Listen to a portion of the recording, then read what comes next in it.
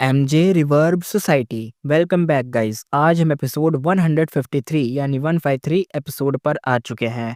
और last episode में जैसा हमने देखा था कि यहाँ पे जो ये सारे के सारे सेंट्रल कॉन्टिनेंट के लोग आए थे, इन लोगों को भाई बहुत गंदी वाली हालत हो गई थी, क्योंकि तुमने थंबनेल में तो देखा ही होगा कि ये आराम से जा रहे थे टनल में, जो कि टनल ब्लू थी। लेकिन अचानक से क्या हुआ, जैसे ही वहां पे वो घोस्ट फेस आया, देखा होगा थंबनेल में घोस्ट फेस था, उस फेस की वजह से टनल का स्ट्रक्चर बदल गया, थोड़ा डार्क और स्पेस टाइप का लुक हो गया। और उसके अंदर क्या हुआ, ये लोग फंस गए। और सामने टनल के जो घोस्ट फेस था, उसके बिल्कुल ठीक सामने ना एक ब्लैक होल टाइप का कुछ काला काला था। वो इन सबको खींच रहा था। अगर ये लोग सीधा जाते तो ये खत्म होके मर जाते, लेकिन क्या हुआ एंड में, ये लोग वहां जा ही नहीं पाए, क्योंकि बीच में टपक गया लवगो। और लवगो ने अपनी पावर शो करी, जिसकी वजह से क्या हुआ, ये लोग बीच टनल से ही शायद निकल गए थे। जिसकी वजह से अब ये सारे के सारे आ चुके थे स्नोई माउंटेन पीक पर, यानी स्नोई माउंटेन प्लसलैंड, शूहू का मतलब घर तो बोल सकते हो, घर ही बोल सकते हो ऑर्गेनाइजेशन के पास। तो वहां पे आ चुके थे। रही बात दूसरी साइड, क्या चल रहा था, दूसरी साइड चल रहा था फेंग युआन पीछा कर रहा था यिंग वुइशी का, जिसकी टीम में बाइनेमिंग, ताइबनशेंग, हाई लाओलान, शीनू ये सारे थे। तो वो सीधा के सीधा टनल का यूज करके ब्लैक हेवन के अंदर एंटर कर गए थे। वो ब्लैक हेवन के अंदर अपना चालू था उनका अटैक, डिफेंस, जो भी फॉर्मेशन और मिशन वाला सीन था वो वहां चालू था।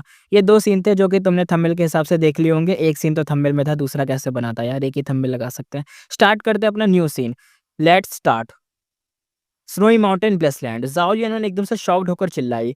उसने सर उठाया और देखा, उसके सामने एक फीमेल बुई मॉडल खड़ी थी। वो क्लाउड बेड पर लेटी थी। उसने सिल्क ड्रेस पहनी हुई थी, चेहरा नॉर्मल था, लेकिन उसकी ब्लू बाल बहुत ही एक तरीके से नोटिसेबल थे, जैसे एक नदी उसके सर से बहकर क्लाउड बेड से नीचे जा रही हो। होता है ना, एकदम लंबे लंबे बाल एकदम बेड के ऊपर से, एकदम सर से बेड से फिर एकदम नीचे जमीन तक जा रहे हो, तो एकदम भाई लहर मारते हुए ऐसा लग रहा है नदी है, वैसा टाइप का। फीमेल इमोर्टल ने देखा ज़ाओ लियान के इमोशंस फेक नहीं थे।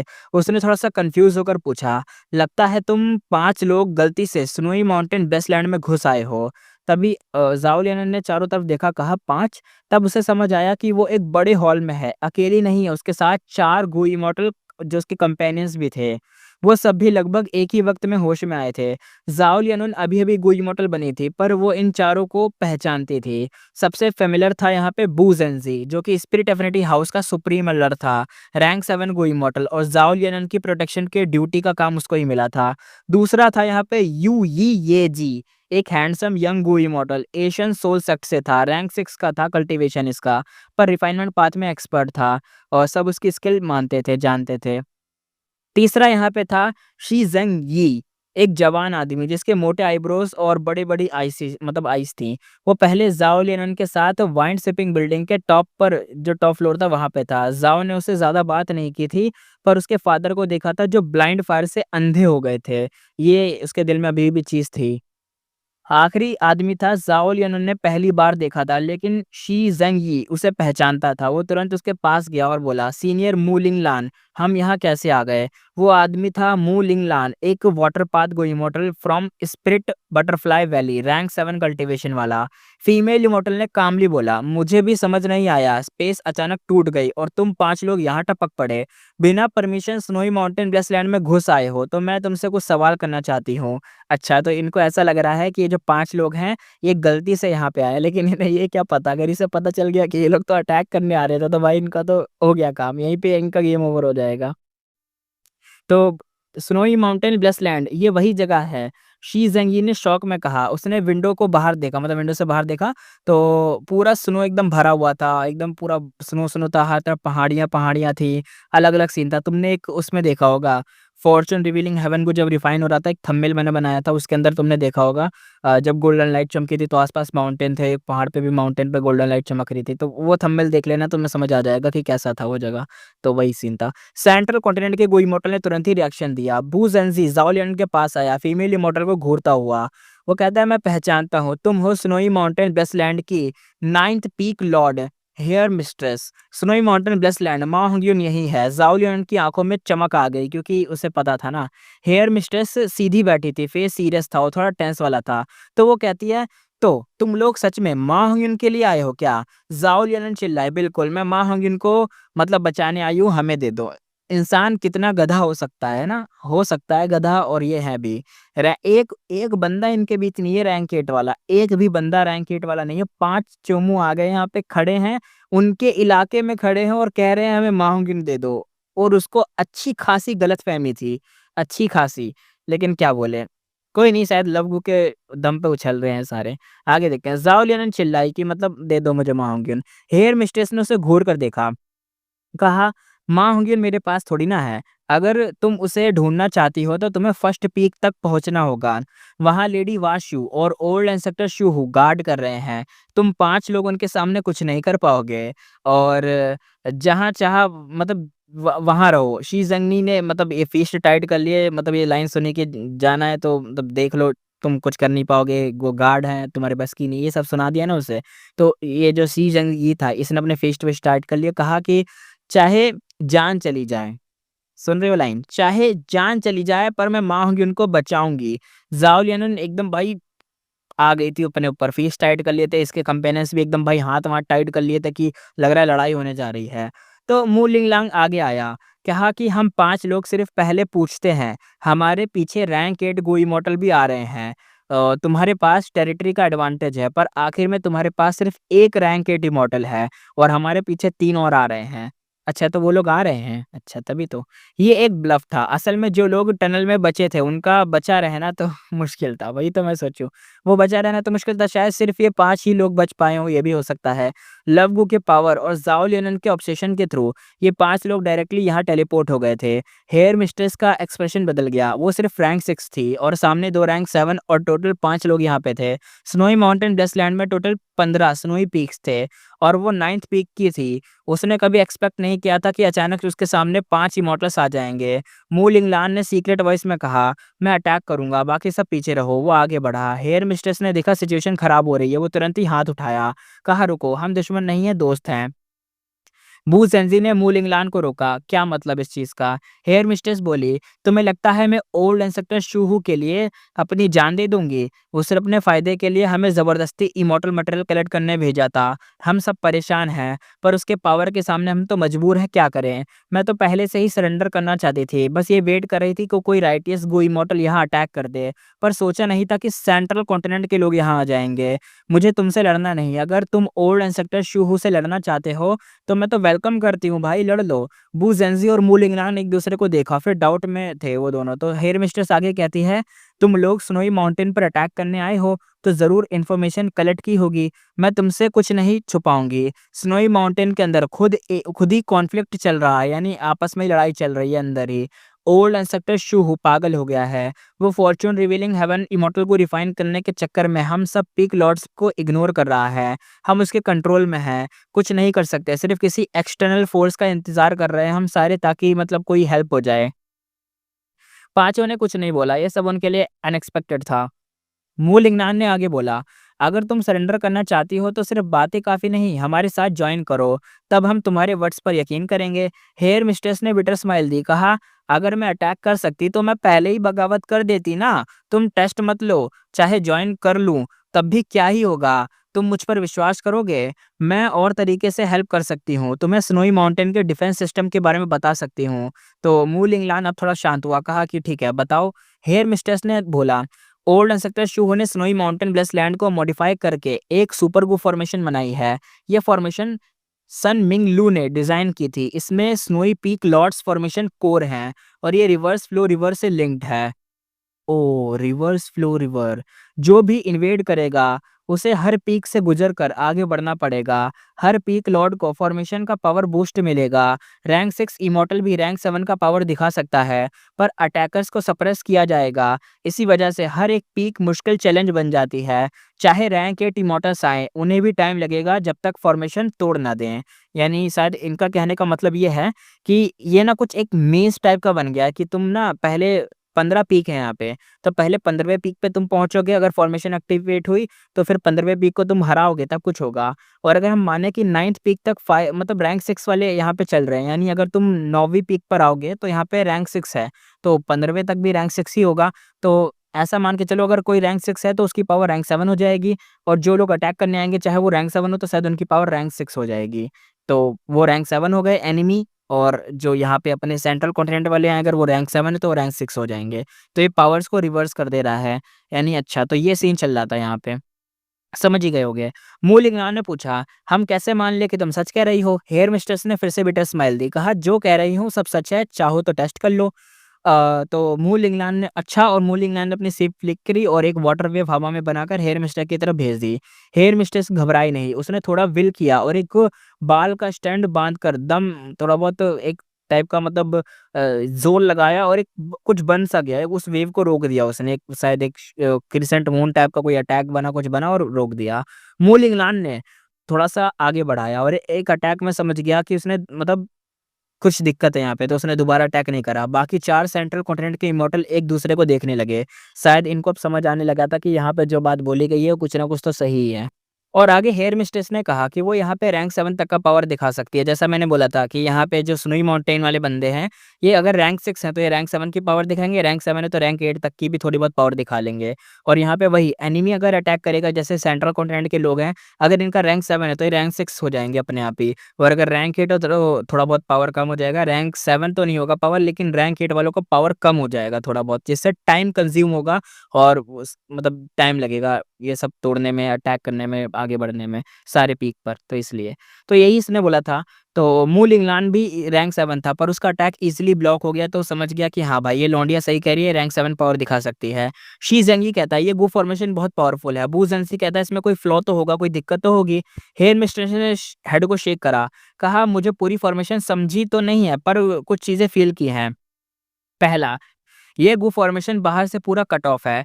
ट्रेजर येलो हेवन से भी लिंक नहीं। सिर्फ ओल्ड एंसेस्टर शूहू ही हमसे कांटेक्ट कर सकता है।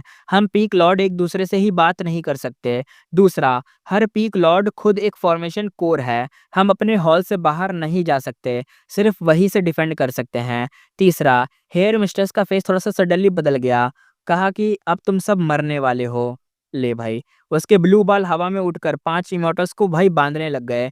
मू लिंगनाल एकदम से अलर्ट हो गया, तुरंत ही हॉल से बाहर निकल गया।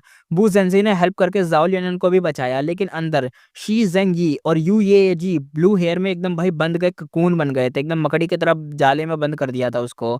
मू लिंगनाल एकदम गुस्से में कहता है, बिट्रेयर विच है तू, अटैक करो। उसके बोलते ही ज़ाओ लियनन और बू ज़ेंजी ने मिलकर अटैक करा। रंबल आवाज आई, पूरा 9th स्नोई पीक हिला और फाइट स्टार्ट हो गई। यहाँ पे सीन दोबारा शिफ्ट हो गया। सीन दिखा जाता है ईस्टर्न सी के साइड में। ये ब्लैक हेवन नहीं है, लगता है ईस्टर्न सी के ऊपर ब्लैक हेवन जो है वो उसकी बात हो रही है, पता नहीं, लेकिन ईस्टर्न सी की साइड है।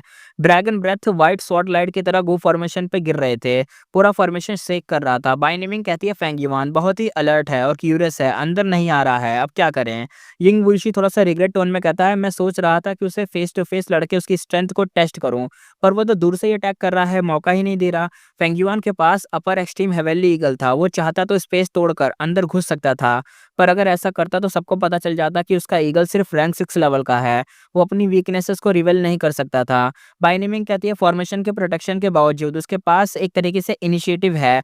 हमारे इमॉर्टल एसेंस बहुत फास्ट कंज्यूम हो रहे हैं, खत्म हो रहा है। शीनू कहता है मैं जाके लड़ता हूँ, उसे अंदर लाने की कोशिश करता हूँ।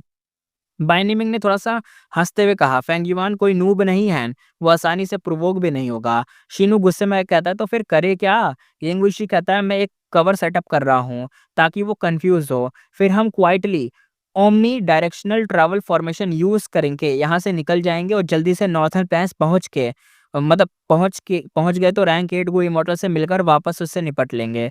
यानी इनका वही प्लान था कि इनका कोई शायद खतरनाक बंदा है या दोस्त है या कोई तो है, रैंक 8 की पावर वाला बंदा है नॉर्थर्न पैस के अंदर, तो ये उसके पास जाना चाह रहे थे। बाइनिमिंग सीरियस टोन में कहती है, "तो मुझे ये फॉर्मेशन बनवाने बोला और अब इसे छोड़ देना चाहते हो? मॉर्टल गू तो ठीक, पर इमॉर्टल गू भी छोड़ दूँ क्या?" इंगुशी आगे कहता है, "ये कुछ इमॉर्टल गू भी तो हैं, इतना टेंशन क्यों है? अगर प्लान सक्सेसफुल हुआ तो सब लॉस रिकवर हो जाएगा। अभी उन्हें छोड़ना ही स्मार्ट मूव है। थोड़ा बहुत एनिमी भी कंफ्यूज हो जाएगा ना, हमें टाइम मिलेगा।" बाइनिमिंग यहाँ पे कहता है, "मुझे लगता है कि तू मेरी स्ट्रेंथ कम कर रहा है।" इंगुशी कहता है, "ज़्यादा मत सोच, एनिमी बाहर है, चाहे तो तू भी यहीं रुक जा और फॉर्मेशन कंट्रोल करके हमें हेल्प कर।" बाइनिमिंग ने शार्प आइज से देखा, फिर बोला, फाइन, तेरे प्लान के हिसाब से ही चलते हैं। उसने फाइट करनी थी, पर फेंगिवान के अगेंस्ट जीतने का मतलब कॉन्फिडेंस ही नहीं था उसके पास। सीन यहाँ पे दोबारा शिफ्ट हुआ। Northern plain, snowy mountain, blessed land, 9th peak. Hair mistress ने सबको मतलब जितने भी ये सेंट्रल कॉन्टिनेंट कॉन्टिनेंट के इमोर्टल्स थे, सबको अपने ब्लू हेयर में वार्प कर लिया था, एकदम ककून बना दिया था। शी ज़ेंग कहता है ये किलर मूव है क्या? ये यूईएजी कहता है मेरा इमोर्टल एसेंस बहुत खा फास्ट जा रहा है। यूईएजी ने अपना अर्थ फर्नेस फायर यूज़ किया, ब्लू हेयर पे कोई असर नहीं हुआ। ये फायर रैंक 7 गू मटेरियल मेल्ट कर सकता था, पर एक हेयर यहाँ पे मतलब स्टैंड भी नहीं जल रहा था। यानी कहना चाह रहा है कि मेरा अटैक इतना खतरनाक है, रैंक 6 का अटैक है, लेकिन एक आराम से रैंक 7 मटेरियल को मेल्ट कर देता है। लेकिन यहाँ पे एक बाल नहीं जला पा रहा है 6th हेयर वाली लड़की का।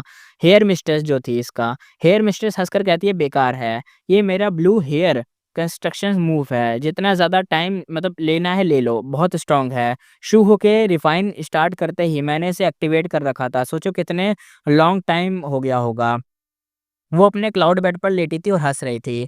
स्नोई माउंटेन में सुपर गू फॉर्मेशन लगा हुआ है, मेरा पावर यहाँ रैंक 7 जैसा है और तुम सब अब वीकन हो चुके हो, सरेंडर कर दो, जिंदा बच जाओगे। तभी एक ब्लू ककून में से शैडो सा बाहर आया और वो था बूजेंजी। हेयर मिस्टर शॉक में कहते हैं पैंथम पाथ गुई इमॉर्टल, इसलिए तू बच गया। उसके बाल नीचे से निडललेस और स्नेक की तरह शूट हुए। बूजेंजी स्माइल करते हुए अपना बॉडी पैंथम बनाया और अटैक से बच गया। फिर से वो सीधा जियाओ लियान उनके ककून में घुस गया। यहाँ पे जो जियाओ थी वो शॉक में थी। बू जेंजी कहता है मैं 3 तक गिनूंगा, तू अपना डिफेंस बंद कर और मेरे साथ आ। जाओ सोचती हुई कहती है अगर मैं डिफेंस हटा दूं तो ये ब्लू हेयर मुझे काट देंगे ना। फिर भी उसने बू जेंजी पर ट्रस्ट करा और उसका किलर मूव बंद कर दिया। ब्लू हेयर उसके आसपास आए पर तब तक पैंथम वो बन चुकी थी और निकल गई, दोनों ककून से बाहर। हेयर मिस्ट्रेस घबरा गई, ये नॉर्मल पैंथम एबिलिटी नहीं थी, ये दूसरों तक को भी पैंथम बना सकती है, ऐसा मतलब सोल बना के बाहर निकाल दिया। बू जेंजी ने बाकी सब इसी ट्रिक का यूज करके जितने भी बाकी सब थे सबको निकाला। अब पांचों ने मिलकर हेयर मिस्ट्रेस को सराउंड करके अटैक करा, पर वो अभी भी अटैक ब्लॉक कर रही थी। उसके ब्लू हेयर कभी वॉल बन जाते, कभी स्नेक बनकर अटैक करते, कभी कभी डिसॉल्व हो जाते। शी जेंग ये कहता है ये सिर्फ रैंक 6 है पर रैंक 7 पावर दिखा रही है। मू लिंगलान कहता है हट जाओ, मैं ट्राई करता हूँ। उसने अपना किलर मूव एक्टिवेट करा, हाउल। 3 जायंट ब्लू वाटर वुल्फ बाहर आए, हेयर मिस्ट्रेस पर टूट पड़े। हेयर वॉल जो थी वो टूट गई और वो सीलिंग तोड़ के हवा में उड़ी। सब उसके पीछे पीछे चेस कर रहे थे। अब वो क्लियरली डिफेंसिव मोड में थी। ब्लू हेयर का ज्यादा हिस्सा डिस्ट्रॉय हो गया था, बाकी एक टाइट हेयर बॉल बन के वो कन्वर्ट हो गई थी। मू लिंगलान कहता है ये किलर मूव डेंजरस है, ये हमारी एनर्जी एब्जॉर्ब करके वापस शूट करता है, इवन मेरा स्नेक वेब इसे मतलब रोक नहीं सकता। बू जेंजी ने सीक्रेट मैसेज भेजा। मू लिंगलान ने रिएक्ट करा, ट्राई करते हैं एक बार और। यानी कोई तो मैसेज था जिसमें कुछ मूव होगा। उसने अपने फिंगर से एक स्मॉल ब्लू वाटर स्नेक बनाया जो धीरे से उड़ा। तब बू जेंजी ने पैंथम बना दिया। वो हेयर बॉल के अंदर क्रॉस करके सीधा मिस्ट्रेस के सामने पहुंच गया। हेयर मिस्ट्रेस शॉक में थी, तुरंत ही अपना सेकंड डिफेंसिव मूव एक्टिवेट करने वाली थी। और उसने क्या करा था, वो जो बंदा अंदर घुसा था उसके डिफेंस के अंदर, जानी उसने अपनी बॉल से मतलब कह रहा हूँ हेयर से बॉल बनाई और बॉल के अंदर वो मिस्ट्रेस थी। और यही जो बंदा था अपना पैंथम वाला वो अंदर घुस गया, उसने बॉल को वीक कर दिया ताकि वो जो अटैक आ रहा था वो बॉल के अंदर लगे। और वही हुआ, वाटर स्नेक सॉलिड फॉर्म में आके हेयर मिस्ट्रेस के डिफेंस को तोड़ देता है और सीधा उसके हार्ट को छेद देता है। हेयर मिस्ट्रेस एकदम चिल्लाती है, उसकी सोल बॉडी से निकल जाती है। ब्लू हेयर ब्लास्ट होती है और चारों तरफ हेयर एरोज उड़ने लगते हैं। सेंट्रल कॉन्टिनेंट के 5 इमॉर्टल सिर्फ डिफेंड कर पाते हैं और हेयर मिस्ट्रेस की सोल भाग जाती है। शी जेंग ये कहता है वी वॉन, हेयर मिस्ट्रेस डेड है। बू जेंजी और मू लिंगलान एक दूसरे को देखकर स्माइल करते हैं, टीम वर्क सक्सेसफुल था। बैटल खत्म, 9th पीक साइलेंट हो जाता है। अब क्या करें? पांचों ने डिसाइड किया कि पहले पीछे हटते हैं, सेंट्रल कॉन्टिनेंट की और फोर्सेस का वेट करते हैं। पर प्रॉब्लम ये थी कि वो लोग यहाँ से निकल ही नहीं पा रहे। सुपर गू फॉर्मेशन ने पूरा एरिया लॉक कर दिया था। मू लिंगलान एकदम से फ्रस्ट्रेटेड था, कहता है अगर कोई फॉर्मेशन एक्सपर्ट होता तो हम स्केप कर लेते, लेकिन उसके पास कोई फॉर्मेशन पाथ कोई मॉडल यहाँ पे था ही नहीं। अब सब टेंशन में थे। हेयर मिस्ट्रेस मर गई थी पर वो खुद भी फंस गए थे। Enemy base rank 8 old ancestor Shuhu उन्हें एक फिंगर से क्रश कर सकता था। यूएएजी कहता है क्या तुम्हें नहीं लगता कुछ वियर्ड है? इतना बड़ा फाइट हुआ पर अभी तक कोई आया नहीं हमसे लड़ने के लिए। सबको रियलाइज होता है कि हाँ इतना नॉइस हुआ पर भी मतलब फिर भी कोई रेनफोर्समेंट नहीं आई यहाँ से हम लड़ने या भगाने या पकड़ने के लिए हमें। तभी जाओ लियान की बॉडी से एक पावरफुल ऑरा निकलता है। लव गो एक्टिवेट हो गया। सब शॉक में कहते हैं। मू लिंगलान कहते हैं ये तो रैंक 9 इमॉर्टल गू का ऑरा है। यूएएजी कहता है ये तो वही पावर है जो स्पेसलेस टनल में थी। जाओ की आंखें उलट पड़ती हैं, वो हवा में ऊपर उड़ जाती है और क्रीपी लाउड हंसती है। बू जेंजी जल्दी से कहता है उसे डिस्टर्ब मत करो, ये लवगू की पावर है। सब एक तरीके से स्टंट रह गए। मू लिंगलान कहती है लवगू स्पिरिट एफिनिटी हाउस का सिग्नेचर इमॉर्टल गू यहाँ कैसे? थोड़ी देर बाद ज़ाओ लियानन नॉर्मल होती है। ज़ाओ कहती है, मुझे सब समझ आ गया। मुझे इस गू फॉर्मेशन के सारे सीक्रेट्स पता चल गए हैं। सबके फेसेस शॉक हो गए और होप दोनों आ गई। उन मतलब आँखों में होप आ गई कि अब तो कुछ प्लान आ सकता है। वू ज़ेनज़ी कहता है, जल्दी बताओ, क्या प्लान है फिर? अब ज़ाओ लियानन को भाई एक तरीके से एनलाइटमेंट मिल गया था, तो अब वो बताना शुरू करती है ज़ाओ लियानन की ये फॉर्मेशन का नाम है fate reversing sacrificial refinement formation. ये जो नाम बताया जाता है किसने बनाया था कि ये सन मिंग लू ने बनाई थी और इसमें 10 से ज़्यादा इमॉर्टल गो यूज़ हुए हैं। सबसे क्रूशियल पार्ट ये है कि ये रिवर्स फ्लो रिवर का पानी यूज़ करती है, इसलिए इसकी पावर इंसेन लेवल की है। ज़ाओ ने ये बात हेवी टोन में बोली थी। लव इमॉर्टल गो अपने आप एक्टिवेट हो गया था और उसने ज़ाओ के इमॉर्टल प्रेमेसी का बहुत सारा इमॉर्टल एसेंस यूज़ किया था। इस एक्टिवेशन के चलते ज़ाओ को डायरेक्टली इस फॉर्मेशन का पूरा ओरिजिन, हिस्ट्री सब कुछ समझ आ गया। ये जी कहता है, रिवर्स फ्लो रिवर मतलब वो लेजेंडरी रिवर्स फ्लो रिवर की बात कर रही हो क्या? उसकी आँखों में शॉक आ गया और एकदम भाई बहुत तेज़ खुल गई, एकदम बड़ी हो गई आँखें उसकी। ज़ाओ लियानन कहती है, बिल्कुल, ये वही रिवर्स फ्लो रिवर है जो कि लेजेंड्स ऑफ रेंज़ू में लिखी गई थी। उसने कन्फर्म करा, लेजेंड्स ऑफ रेंज़ू के हिसाब से डांगहुन माउंटेन, लुओपो वैली और रिवर्स फ्लो रिवर ये तीनों obstacle door of life and death के अंदर थे। तब रेंज़ू अपने बड़े बेटे वेदांत ग्रेट सन को बचाने गया था ऑब्सेशन डेथ डोमेन में, पर वो फेल हो गया। उसके बाद उसने ये 3 ऑब्स्टिकल फेस किए, डांगहुन माउंटेन, लुओपो वैली क्रॉस कर लिए, पर रिवर्स फ्लो रिवर में वो हार गया था। वू ज़ेनज़ी कहता है, रिवर्स फ्लो रिवर हेवन और अर्थ का स्केड्यूल डोमेन है। कौन सोच सकता है कि वो ओल्ड एंसेस्टर शूहू के हाथ में होगा? ये तो बहुत अजीब बात है। मू लिंगलान कहता है, मैंने सुना था कि पहले थीविंग हेवन डीमन वनरेबल ने घोस्टली कंसीलमेंट का यूज करके door of life and death में घुसने की कोशिश की थी। उसने डांगहुन माउंटेन, लुओपो वैली को तो वहां से तो निकल लिया, पर रिवर्स फ्लो रिवर एक तरीके से नहीं ले पाया। मुझे तो नहीं लगा था कि कोई और उसे ले भी पाएगा, क्योंकि एक रिफाइनमेंट कह रहा हूँ, मतलब एक वनरेबल नहीं ले पाया। उसने डांगहुन माउंटेन जैसे तैसे पार करा लिया, ये जो लुओपो वैली थी उसको भी जैसे तैसे पार करा और ले लिया। 2 चीज़ें तो बंदा कर गया पार, लेकिन भाई रिवर्स फ्लो रिवर में वो भी रह गया था। मूलिंगनान स्पिरिट बटरफ्लाई वैली का सुप्रीम एल्डर था और वो एशियन सेक्ट इन्फो गैदरिंग में एक्सपर्ट था, इसलिए उसके पास ऐसे रेयर सीक्रेट्स थे। थोड़ी देर बाद में सब इमॉर्टल ने फैक्ट एक्सेप्ट करा, अगर डांगहुन माउंटेन और लुओपो वैली ले जा सकते हैं, तो रिवर्स फ्लो रिवर का मिलना भी इतना स्ट्रेंज नहीं है, यानी इसे भी जैसे तैसे ले लिया गया होगा। बू ज़ेनज़ी कहता है, अब मैं मेन पॉइंट ये है कि हम इस fate reversing sacrificial refinement formation को तोड़ कैसे सकते हैं? उसने सीरियस टोन में कहा था।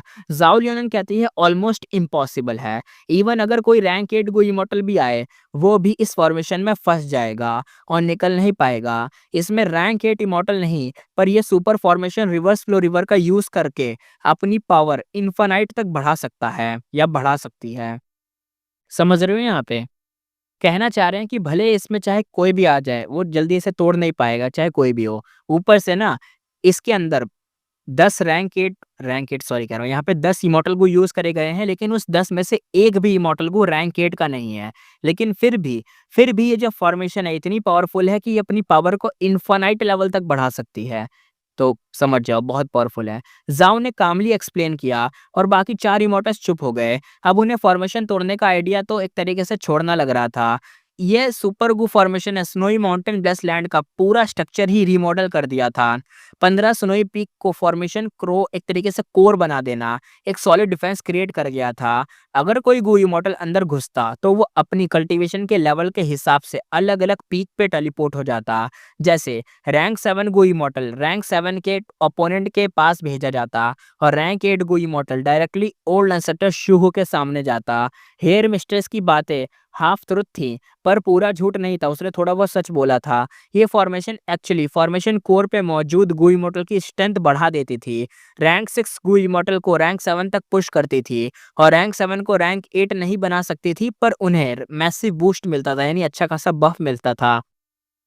और सबसे क्रेजी बात, ये फॉर्मेशन रिग्रेट पूल को इमिटेट करती थी, मतलब इसमें टाइम पाथ की थोड़ी मिस्टीरियस एबिलिटी थी, यानी खतरनाक वाली मिस्टीरियस एबिलिटीज। और सबसे इविल पार्ट, जो भी गू इमॉर्टल इस फॉर्मेशन के अंदर मरता है, उसकी लाइफ सेक्रीफाइस हो जाती है इस फॉर्मेशन के लिए।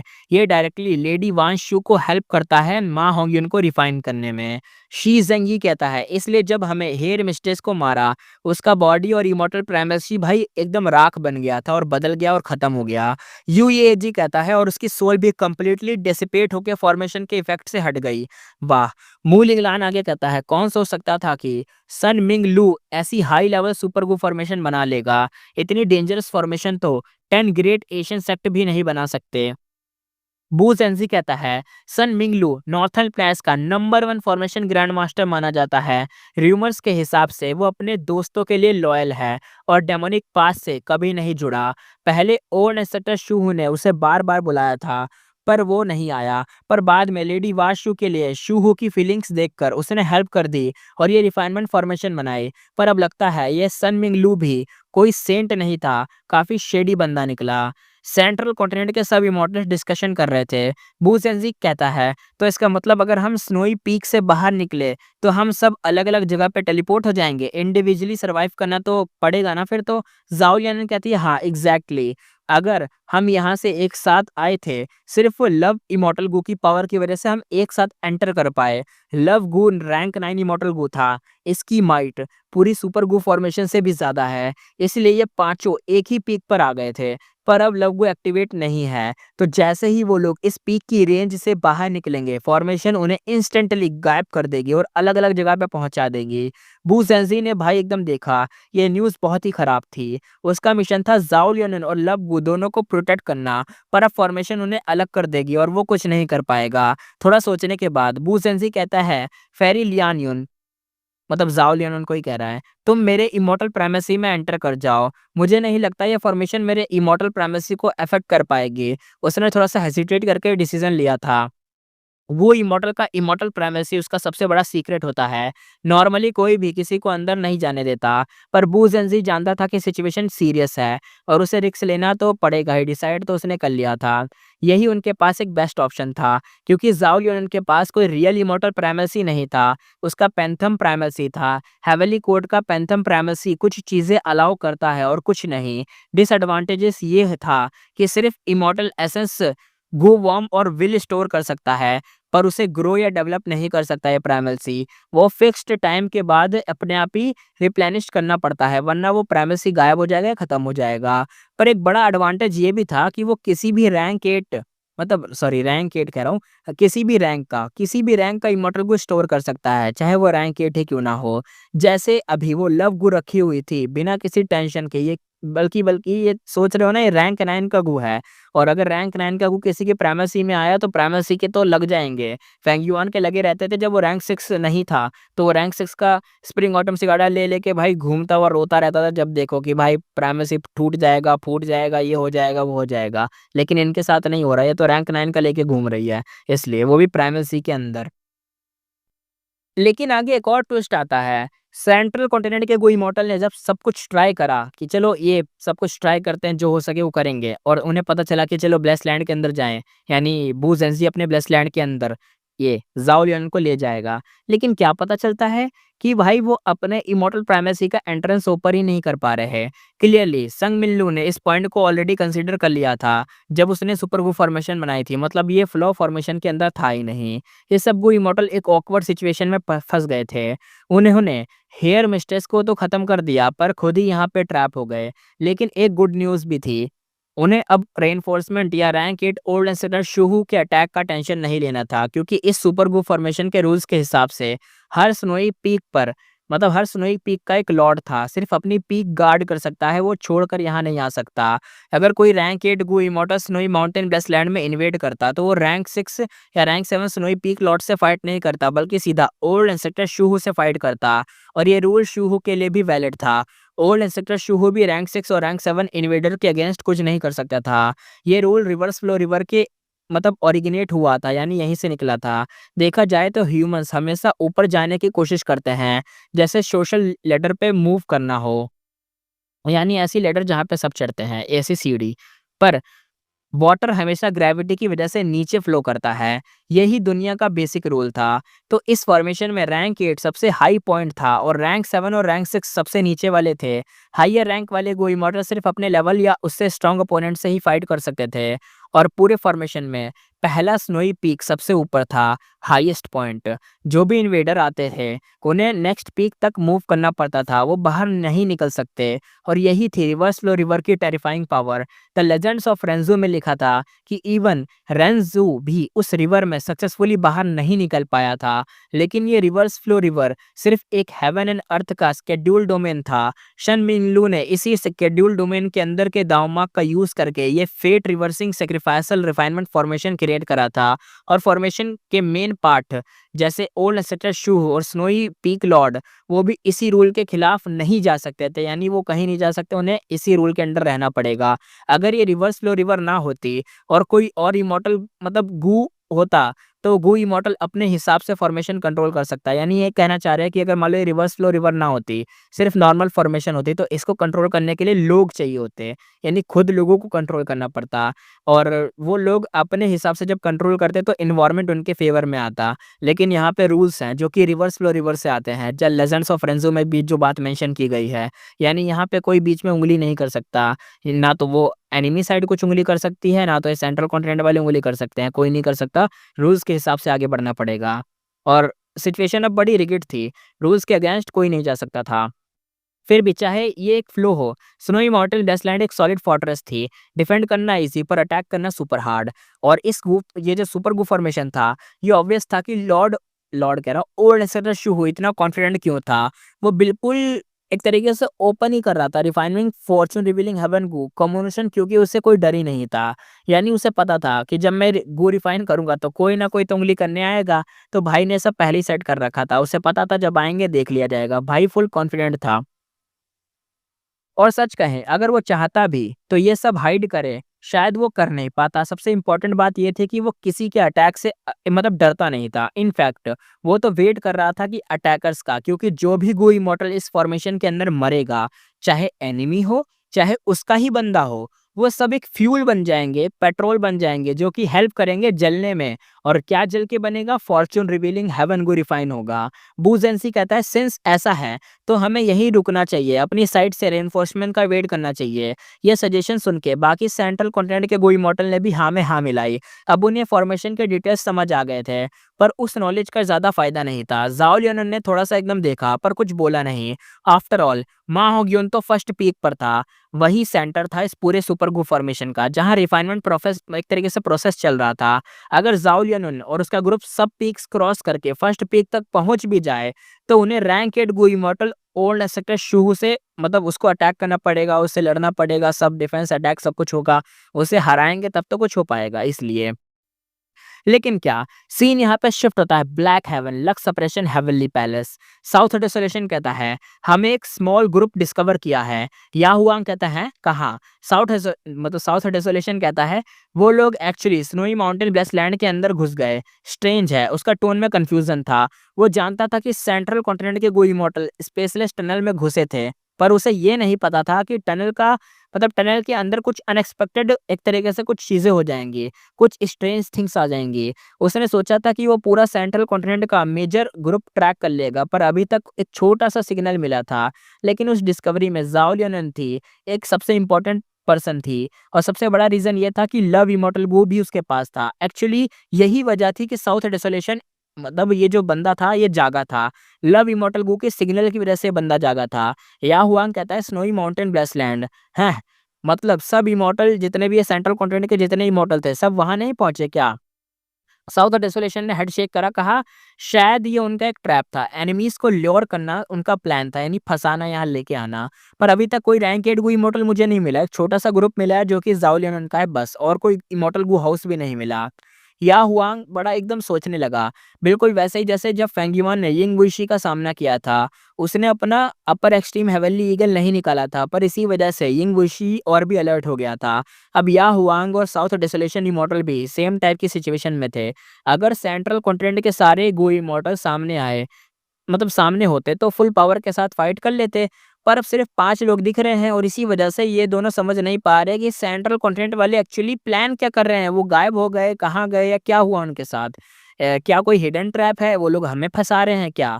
क्या वो लोग कोई बड़ा सीक्रेट प्लान प्रिपेयर कर रहे हैं? साउथ डेसोलेशन कुछ सेकंड में सोचकर फिर दोबारा बोलता है, फिलहाल इन सेंट्रल कंटेंट के गो इमॉर्टल को स्नोई माउंटेन वेस्टलैंड के साथ फाइट करने दो।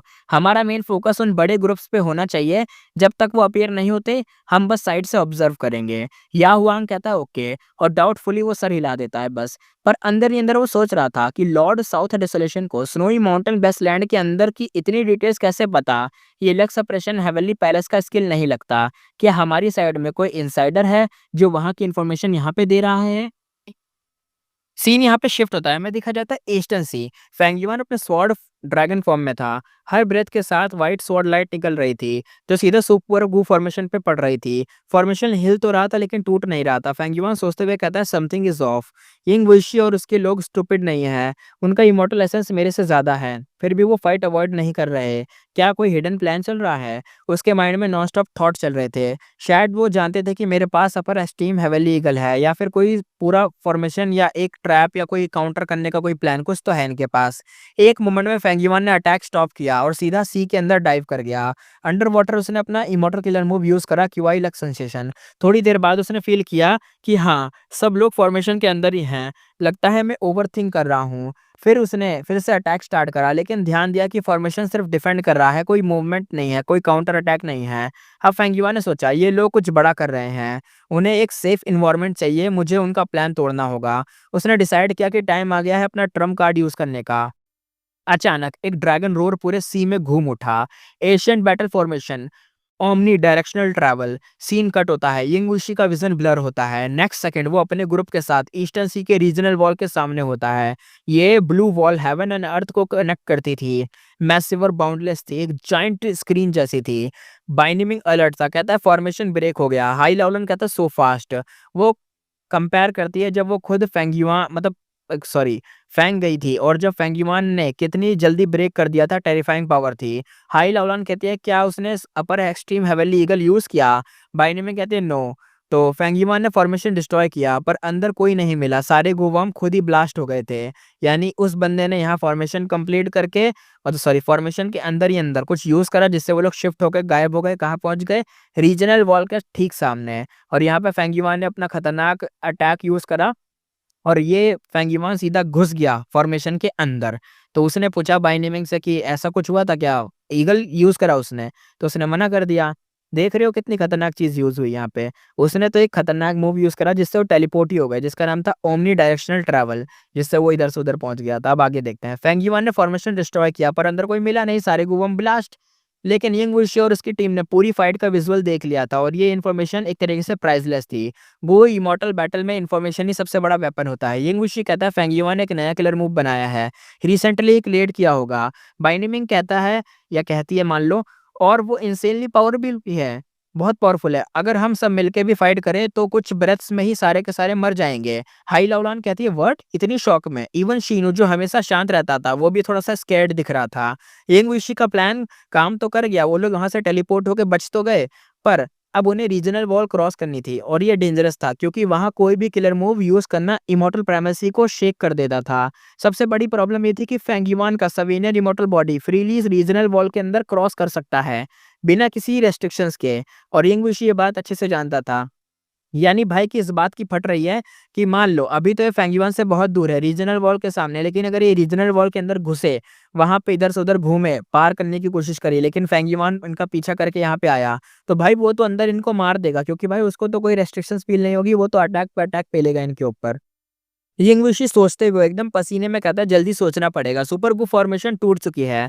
फेंगयुआन को पता लग गया है कि हम यहाँ नहीं हैं। अगर उसने फिर से क्यूआई लक्सेशन यूज करा तो वो हमें दोबारा से पता लगा लेगा कि हम कहाँ हैं। अगर हम रीजनल वॉल में घुसे तो उसकी स्पीड देखकर लगता है कि वो हमें वहां ही पकड़ लेगा, अंदर मतलब अंदर ही अंदर पकड़ लेगा और फाइट कंफर्म है। अब मुझे तो अंदर जाना चाहिए या नहीं जाना चाहिए सोचना पड़ेगा। उसका भाई एकदम दिल में पसीना, एकदम दिल में कह रहा हूँ, फेस पर पसीने आ रहे हैं, दिल धड़का जा रहा है, हालत बहुत खराब थी। ये सिचुएशन एक तरीके से लाइफ एंड डेथ वाली थी। गलती हुई तो गेम ओवर, फेंगयुआन सबको मार देता। यिंगवुशी सोचते हुए कहता है ये कैसे पॉसिबल है, फेंगयुआन की स्ट्रेंथ इतनी जल्दी कैसे बढ़ गई इतने शॉर्ट टाइम में। वो विजडम को भी यूज नहीं कर सकता, फिर इतना पावरफुल किलर मूव कैसे बनाया उसने। उसका प्लान फेल हो गया था। अब वो रीजनल वॉल में एंटर करना एक तरीके से मतलब सुसाइड समझ रहा था। किलर मूव्स वहां एक तरीके से बैकलैश देते हैं और फेंगयुआन के पास ऐसी कोई लिमिट नहीं, यानी उसको कोई बैकलैश नहीं मिलेगा लेकिन हमें तो लगेगा। यंग बुशी सोचते हुए कहता है बहुत फास्ट तरीके से, रीजनल वॉल तो उसके लिए परफेक्ट बैटलफील्ड है। इवन रैंक 8 गो इमॉर्टल भी वहां ट्रबल में पड़ जाते हैं। अगर मैं अंदर गया तो भाई बहुत बड़ा रिस्क होगा। फिर एक आइडिया उसके मन में आता है। यंग बुशी कहता है वेट, मेरे पास बाइनिमिंग है। वो सीक्रेटली उसकी तरफ देखता है और सोचता है काफी आयरॉनिक बात है, जिसे मैं प्यादा समझता था अब मैं उसी पे डिपेंड कर रहा हूँ। लेकिन फिर डाउट आता है उसके पास अभी फुल कंट्रोल भी नहीं होगा। बाई शियांग रोट हैवन इनहेरिट किए ज्यादा टाइम नहीं हुआ। यंग विशी सीरियस टोन में कहता है पर अगर हम रीजनल वॉल में नहीं घुसे तो ईस्टर्न सी में फेंगयुआन आ जाएगा और ओमनी डायरेक्शनल ट्रैवल बार बार यूज हो ही नहीं सकता। तो हम उससे दोबारा टेलीपोर्ट होकर भाग नहीं पाएंगे और सूनर और लेटर फेंगयुआन हमें ढूंढ ही लेगा। और सबसे बड़ा इशू, उस उनमें से कोई भी ईस्टर्न सी का नहीं था और उसका खुद का बॉडी वेस्टर्न डिजर्ट ज़ॉम्बी था। बाइंडिंग साउथर्न बॉर्डर की थी और ताइवान शेंग तो नॉर्थर्न प्लेन्स का था और शीनू सेंट्रल कॉन्टिनेंट का। यंगवुशी सोचते हुए कहता अगर ईस्टर्न सी का कोई लोकल गुई इमोर्टल आ जाए और फेंगयुआन की साइड हो गए तो हम सब खत्म। फेंगयुआन तो सवीनर इमोर्टल बॉडी वाला है, वो तो किसी भी रीजनल वॉल के अंदर भाई ब्लेंड हो सकता है, हम हमें दिक्कत है उसको नहीं। यंग विशी बिटर स्माइल के साथ कहता है मतलब हम सिर्फ फेंगयुआन से नहीं पूरे ईस्टर्न सी के इमोर्टल से ही भी लड़ नहीं सकते, मतलब अभी कुछ नहीं कर पाएंगे। थोड़े साइलेंस में फिर वो फाइनल डिसीजन लेता है। यंग विशी कहता है फेंगयुआन के पास अपर एक्सट्रीम हेवनली ईगल भी है, हमारा बेस्ट ऑप्शन नॉर्थर्न प्लेन्स ही है। स्नोई माउंटेन ब्रेस्टलैंड वही हमारी लास्ट होप है। वहां के रैंक 8 गो इमोर्टल से ही, मतलब वहां वहीं से हम उसे मरवा सकते हैं। अगर हम नॉर्थर्न प्लेन्स गए तो वहीं कोई होप है, वहीं से हम किसी को बुला के मरवा देंगे फेंगयुआन को। और बिना वो टाइम वेस्ट करे यंग वुशी सीधा रीजनल वॉल में घुस गया। सीन कट होता है कुछ घंटे बाद। दूर से एक ह्यूज स्वॉर्ड ड्रैगन उड़ता हुआ आ रहा था, वो था फेंगयुआन। फेंगयुआन आ गया था। फेंगयुआन कोल्ड टोन में कहता है trying to enter a northern plains हैं। उसने सब समझ लिया। फॉर्मेशन तोड़ने के बाद कोई ट्रेस नहीं मिला था, मतलब वो लोग भाग गए। लेकिन लकीली फेंगयुआन ने अपना ट्रम्प कार्ड यूज कर लिया था, वरना अभी वो एक चोमू बन जाता, उसका कट जाता, लेकिन उसका कटा नहीं। फेंगयुआन हंसते हुए कहता है लगता है क्यूआई लक्सेंसेशन से टारगेट डिटेक्ट होता है, पर वो मिसलीड भी कर सकता है। हाँ, क्या ये मैं फील कर रहा हूँ या ये रियल है या फेक? फिर उसका एक्सप्रेशन कोल्ड हुआ। फेंगयुआन कहता है अगर ये रियल है तो परफेक्ट है, तुम सब रीजनल वॉल के अंदर मेरे आगे मतलब कुछ नहीं हो, वहीं पर ट्रैवल कर रहे हो, तुम वहीं पे मरोगे, मैं तुम्हें ढूंढ लूंगा और तुम्हारी मौत आ रही है। सीन यहीं पे शिफ्ट होता है, हमें दिखाया जाता है ninth peak waiting hall. Full tension वाला सीन भी यहाँ पे चल रहा था। यहाँ पे भी टेंशन थी। शी जेंगी बार बार इधर से उधर घूमे जा रहा था, क्लियरली बोर हो गया था। यू ये जी आइज क्लोज थी। ब्रो एक थोड़ा सा चिल कर रहा था, रेस्ट ले रहा था। और यहाँ पे शी जेंगी रेस्ट कर रहा था, एकदम पक गया था और वेट करेगा, यही सोचे जा रहा था कि कब तक वेट चलेगा। बू जेंजी जब तक कोई ग्रुप नहीं आ जाए तब तक तो वो वेट करना ही पड़ेगा। जाओ लियन एक तरीके से इरिटेटेड थी, कहती है अगर हम कभी एक तरीके से कभी आए ही नहीं तो हम यहाँ पे सड़ते रहेंगे क्या? अगर कोई आया ही नहीं, कभी कोई आया ही नहीं तो क्या होगा? सबके चेहरे पे फ्रस्ट्रेशन क्लियर था। थोड़ी देर चुप रहकर ज़ाओ लियनन बोली, तुम सबने देखा ना स्पेसलेस टनल का एंड सीन? क्या तुमने नहीं लगता बाकी कोई इमोर्टल वहां मर गए? शी जंगी एंग्रीली कहता है इम्पॉसिबल है यार, उसके फादर वहां थे और ये बात उसके लिए ट्रिगर थी। तो जाओ थोड़ा सा इग्नोर करती हुई बोली, हम तो लवगो के पावर से बचे हैं, पर उनके पास ऐसी कोई हेल्प नहीं थी। अगर वो मर गए तो हम किसका वेट कर रहे हैं? बू जेंजी डीप वॉइस में कहता है ऐसा हो सकता है, पर सेक्ट मतलब एक तरीके से सेकंड टीम तो भेज ही देगा ना।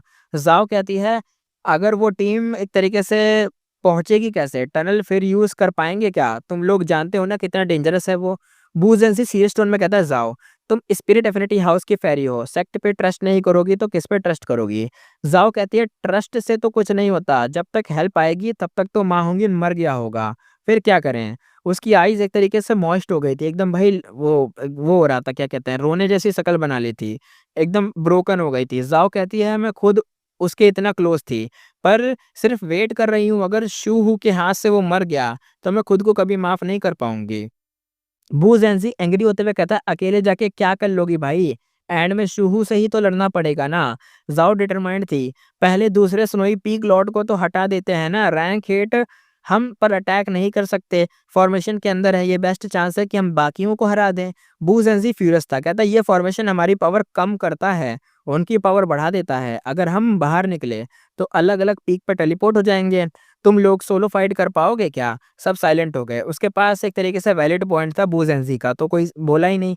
थोड़ी देर बाद ज़ाओ ने कामली बोला, फिर मैं लव गू यूज़ करूँगी। बूजेंजी हँसते हुए कहता है, तू? लव गू कंट्रोल करेगी। जायंट सन इमोर्टल वल्नरेबल तक इसको नहीं कर पाया था। ज़ाओ कॉन्फिडेंट थी, कहती है वो इसलिए क्योंकि उसे लव गू कभी एक्सेप्ट ही नहीं किया उसने, मतलब लव गू ना तो उसे एक्सेप्ट हुआ तो वो कहाँ से करेगा। बू सेंसी सरकास्टिक टोन में कहता है, तो तुम कह रही हो कि बाकी सब फेरीज यूजलेस थी। ज़ाओ कहती है ट्राई करे बिना कैसे पता चलेगा। बू सेंसी कुछ बोलता उससे पहले ही ज़ाओ लियनन की आंखें बंद करके अपने मन में उसने कहा, लव गो, ओ लव गो।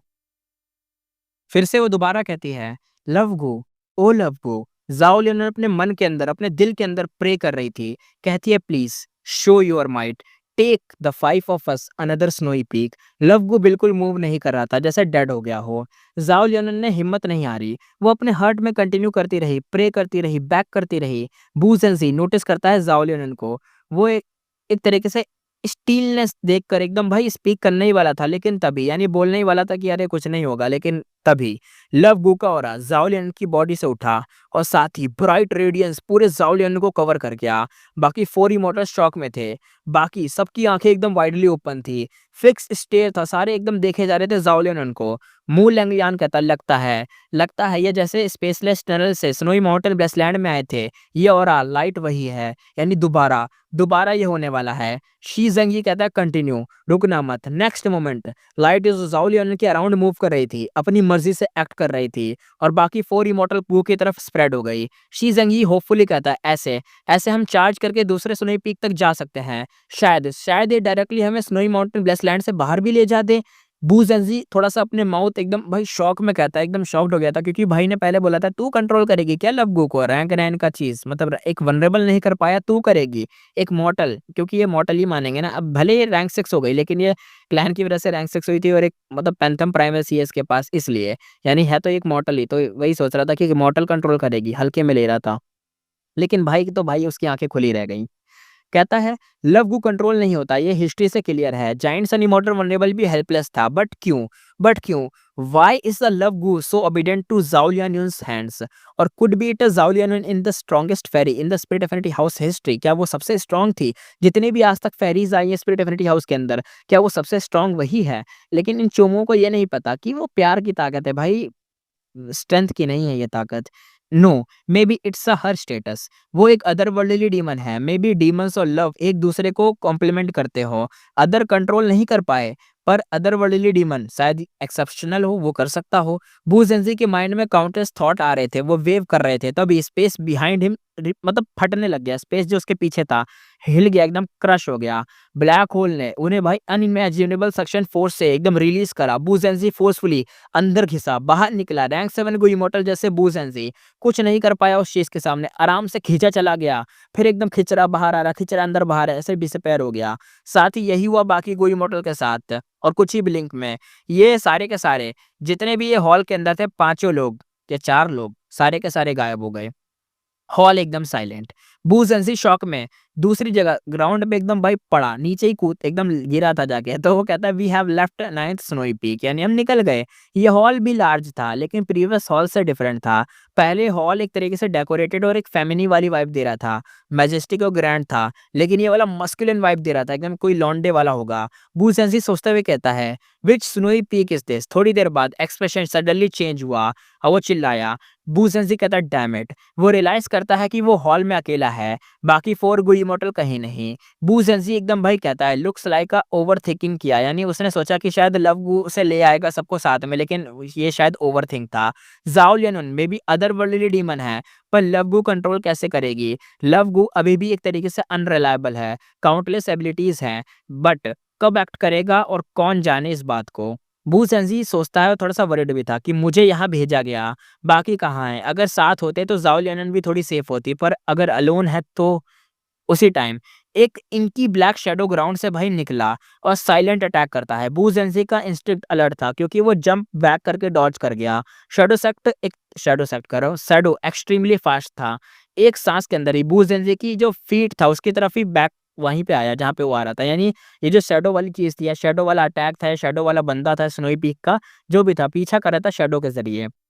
बू ज़ेंजी क्रिटिकल मोमेंट पे पैंथम फॉर्म में था, कहता है टर्न पैंथम। वो अपनी स्पेशल एबिलिटी का यूज़ करता है, पैंथम पाथ गो इमॉर्टल था तो यूज़ हो जाता है, पैंथम यूज़ करके पैंथम में बदलता है। शैडो था, शैडो सेक्ट पता नहीं क्यों कह देता हूँ, सॉरी। शैडो हेल्पलेसली उसके थ्रू पास हो जाता है, अटैक करता है, लेकिन पैंथम के आगे क्या करेगा ना, वो आगे निकल जाता है, उसका छू भी नहीं पाता।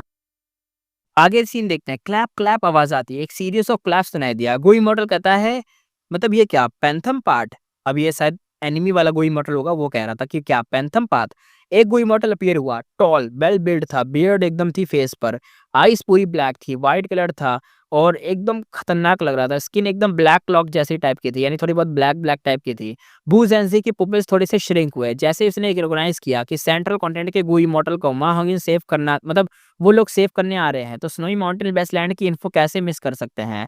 बू ज़ेंजी लाइटली कहता है, so it's a shadow king, यानी ये कहना चाह रहे हैं कि स्नोई माउंटेन वाले जो हैं, इनकी इन्फॉर्मेशन शैडो सेक्ट क्यों कह देता हूँ, सॉरी यार, ये शैडो नाम आ रहा है तो शैडो सेक्ट मुँह से निकल रहा है मेरे बार-बार। ये कहना चाह रहा है कि ये लोग जब सेंट्रल कंटेंट वाले यहाँ आ रहे हैं, तो ऑफ कोर्स है ना, वो सबको जानते होंगे कि जितने भी 15 पीक्स हैं, इन सबके लीडर के नेम क्या हैं, उनकी क्या एबिलिटी है, तो इन सबको ये रिसर्च करी होगी, पता होगा, इसलिए ये बंदा नाम ले लेता है बूज़ेन से कि इसका नाम है शैडो किंग। साथ ही रियलाइज़ भी किया कि वो 7th पीक में था, स्नोई माउंटेन बेस्टलैंड के। पहले इस पीक का ओनर शू ज़ोंगज़ी था। शू ज़ोंगज़ी की डेथ के बाद एक डेमोनिक पाथ इमॉर्टल बू ने जॉइन करा और शैडो किंग बन गया वो। मतलब शैडो किंग तो नाम ही था, वो पीक का ओनर बन गया। स्नोई माउंटेन बेस्टलैंड नॉर्थर्न पैस के डेमोनिक पाथ गो इमॉर्टल को अट्रैक्ट करता था, स्पेशली वो डीमंस जो हुआंग जिन ट्राइब के वांटेड थे। ओल्ड एंसेस्टर शू जैसे बैकर चाहिए थे। कुछ गो इमॉर्टल भी अपनी लाइफ एक तरीके से प्रोलॉन्ग करने के लिए लेडी वाशु की वजह से जॉइन करते। ओल्ड एंसेस्टर शू फॉर्च्यून रिवीलिंग हेवन को रिफाइन कर रहा था, इससे स्नोई माउंटेन बेस्टलैंड के मेंबर्स का मोरल ड्रॉप हुआ। शैडो किंग हंसते हुए बूजेंसी की तरफ कहता है, you guys from a central continent truly come running into the death, यानी तुम मरने आए हो सेंट्रल कॉन्टिनेंट से यहाँ पर। बूजेंसी कहता है कि वो तो पता चलेगा तब जब हम लड़ेंगे कि कौन मरेगा। शैडो किंग कहता, ओ सो दिखाओ। Suddenly shadow king pitch black shadow में ट्रांसफॉर्म हुआ और बूजेंसी की तरफ भागा। रंबल आवाज आई, अगले ही सेकंड भाई एक्सप्लोजन होने लग गया 7th पीक पर और ऐसी आवाज आने लग गई। लार्ज हॉल एकदम से हिलने लग गया, एक्यूमुलेटेड स्नो रोल करके नीचे गिरने लग गई। भूसेंसी का जो मतलब ये था खतरनाक चीज अटैक, उसका भी चल रहा था। और एक तरीके से यहाँ पे ना ज़ाओ लियन अकेली नहीं थी, बाकी मॉडल भी उसके साथ थे। वो ये सोच रहा था, उसके मन में ये थॉट था कि वो संभाल लेगी, बस वो संभाल लेगी, जैसे तैसे संभाल लेगी, मुझे इसको संभालना है। क्योंकि भाई की ड्यूटी थी, लेकिन भाई अभी अपनी ड्यूटी से ही दूर है, तो क्या करें। ये थॉट तो उसके मन में था ही कि वो संभाल लेगी अपने आप को, ज़रूर वो दूसरों के साथ होगी। यहाँ पे भले ये बंदा अकेला आया हो।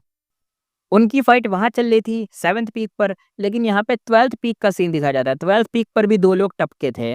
12th पीक के सीन पर देखते हैं 12th पीक का लॉर्ड ज़ाओ डान न्यू जिसका नाम था। वो बंदा कहता, ओहो! 2 छोटे-छोटे आंट चींटियाँ आई हैं। ये बंदा अपनी फुल जायंट फॉर्म के अंदर था, एकदम जायंट बना हुआ था और ज़मीन पे भाई पैर मार रहा था, कुचलने की कोशिश कर रहा था 2 लोगों को। कौन थे? ज़ाओ लियनन और शी ज़ेंगी। वे लोग क्विकली भागे जा रहे थे, पीछे हट रहे थे।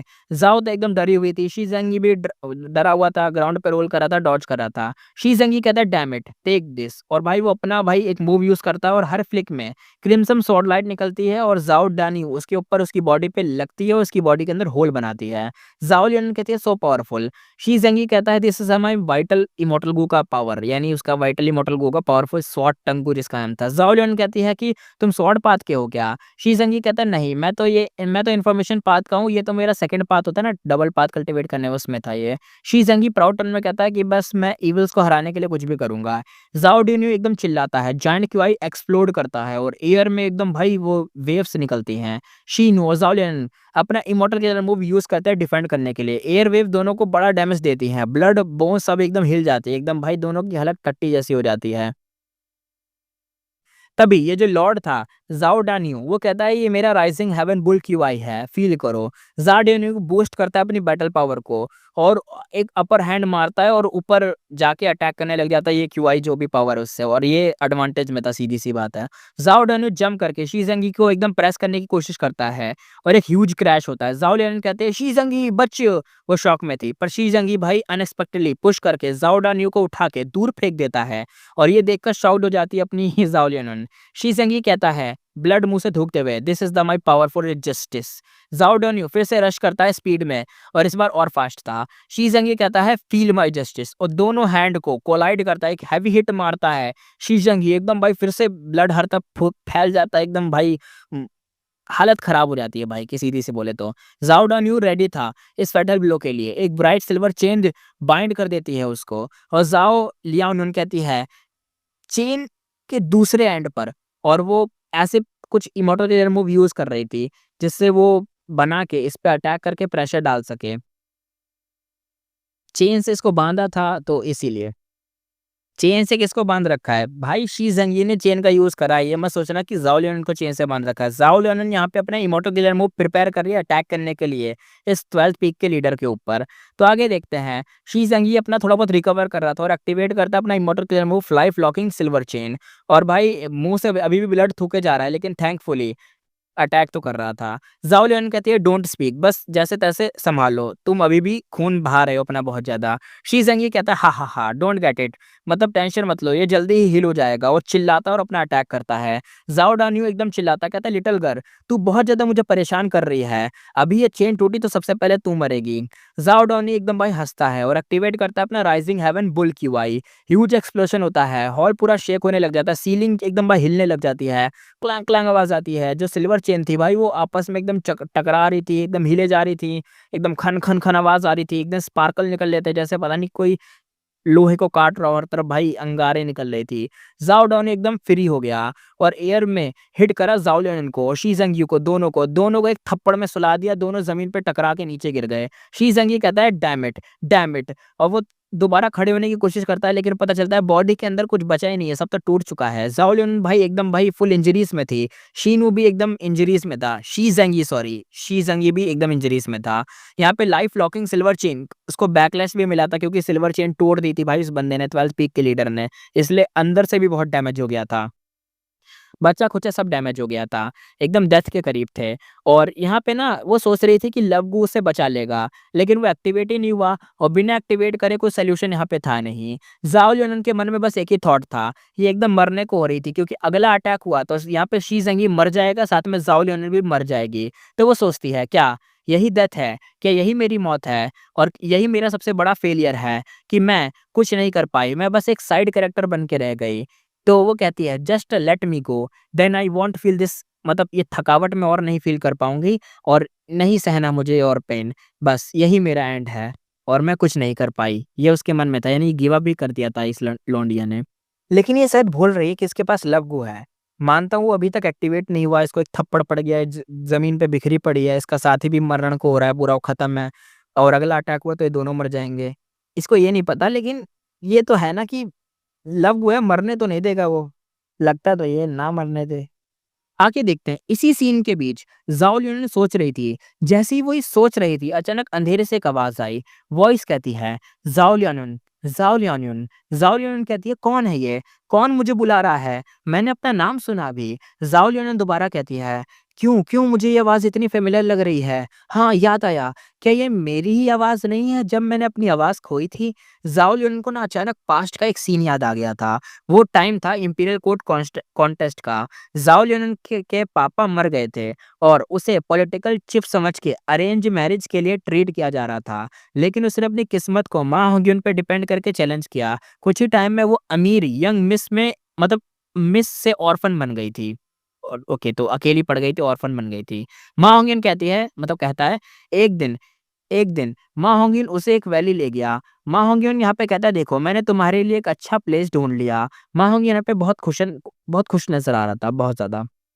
जाओ लियन कहती है कि इधर देखा जाए तो बड़ा उसने बढ़िया लग रहा है, एकदम अच्छा लग रहा था उसे, अंदर से देख के तो बड़ा अच्छा लग रहा था ये जो वैली था, ये जाओ लियन देख रही थी वैली को, लेकिन इसने मुंह पर नहीं कहा, मुंह पे कहती है इसमें इतना बढ़िया क्या है?" और ये जो बढ़िया बोलती है ना लाइन, तब वो माँ होंगी उनके गालों पे ऐसे ट्विच करते, थोड़ा सा टीस करते, खींचते हैं ना, वैसे करके खींचते हैं कि इसमें इतना बढ़िया क्या है, ये क्या है, तो नॉर्मल है, कुछ खास थोड़ी ना इसमें सीनरी में।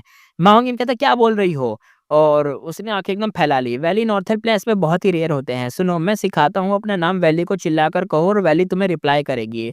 जैसे इस तरह वो बंदा चिल्ला देता है एकदम गहरी साँस में, ज़ाओ लियान यून, भाई एकदम वॉइस एकदम एको करने लग जाती है वहाँ पे और वापस वही लाइन आती रहती है कि ज़ाओ लियानुन, ज़ाओ लियानुन, ज़ाओ लियानुन, ज़ाओ लियानुन, हर से वही आवाज़ आ रही होती है।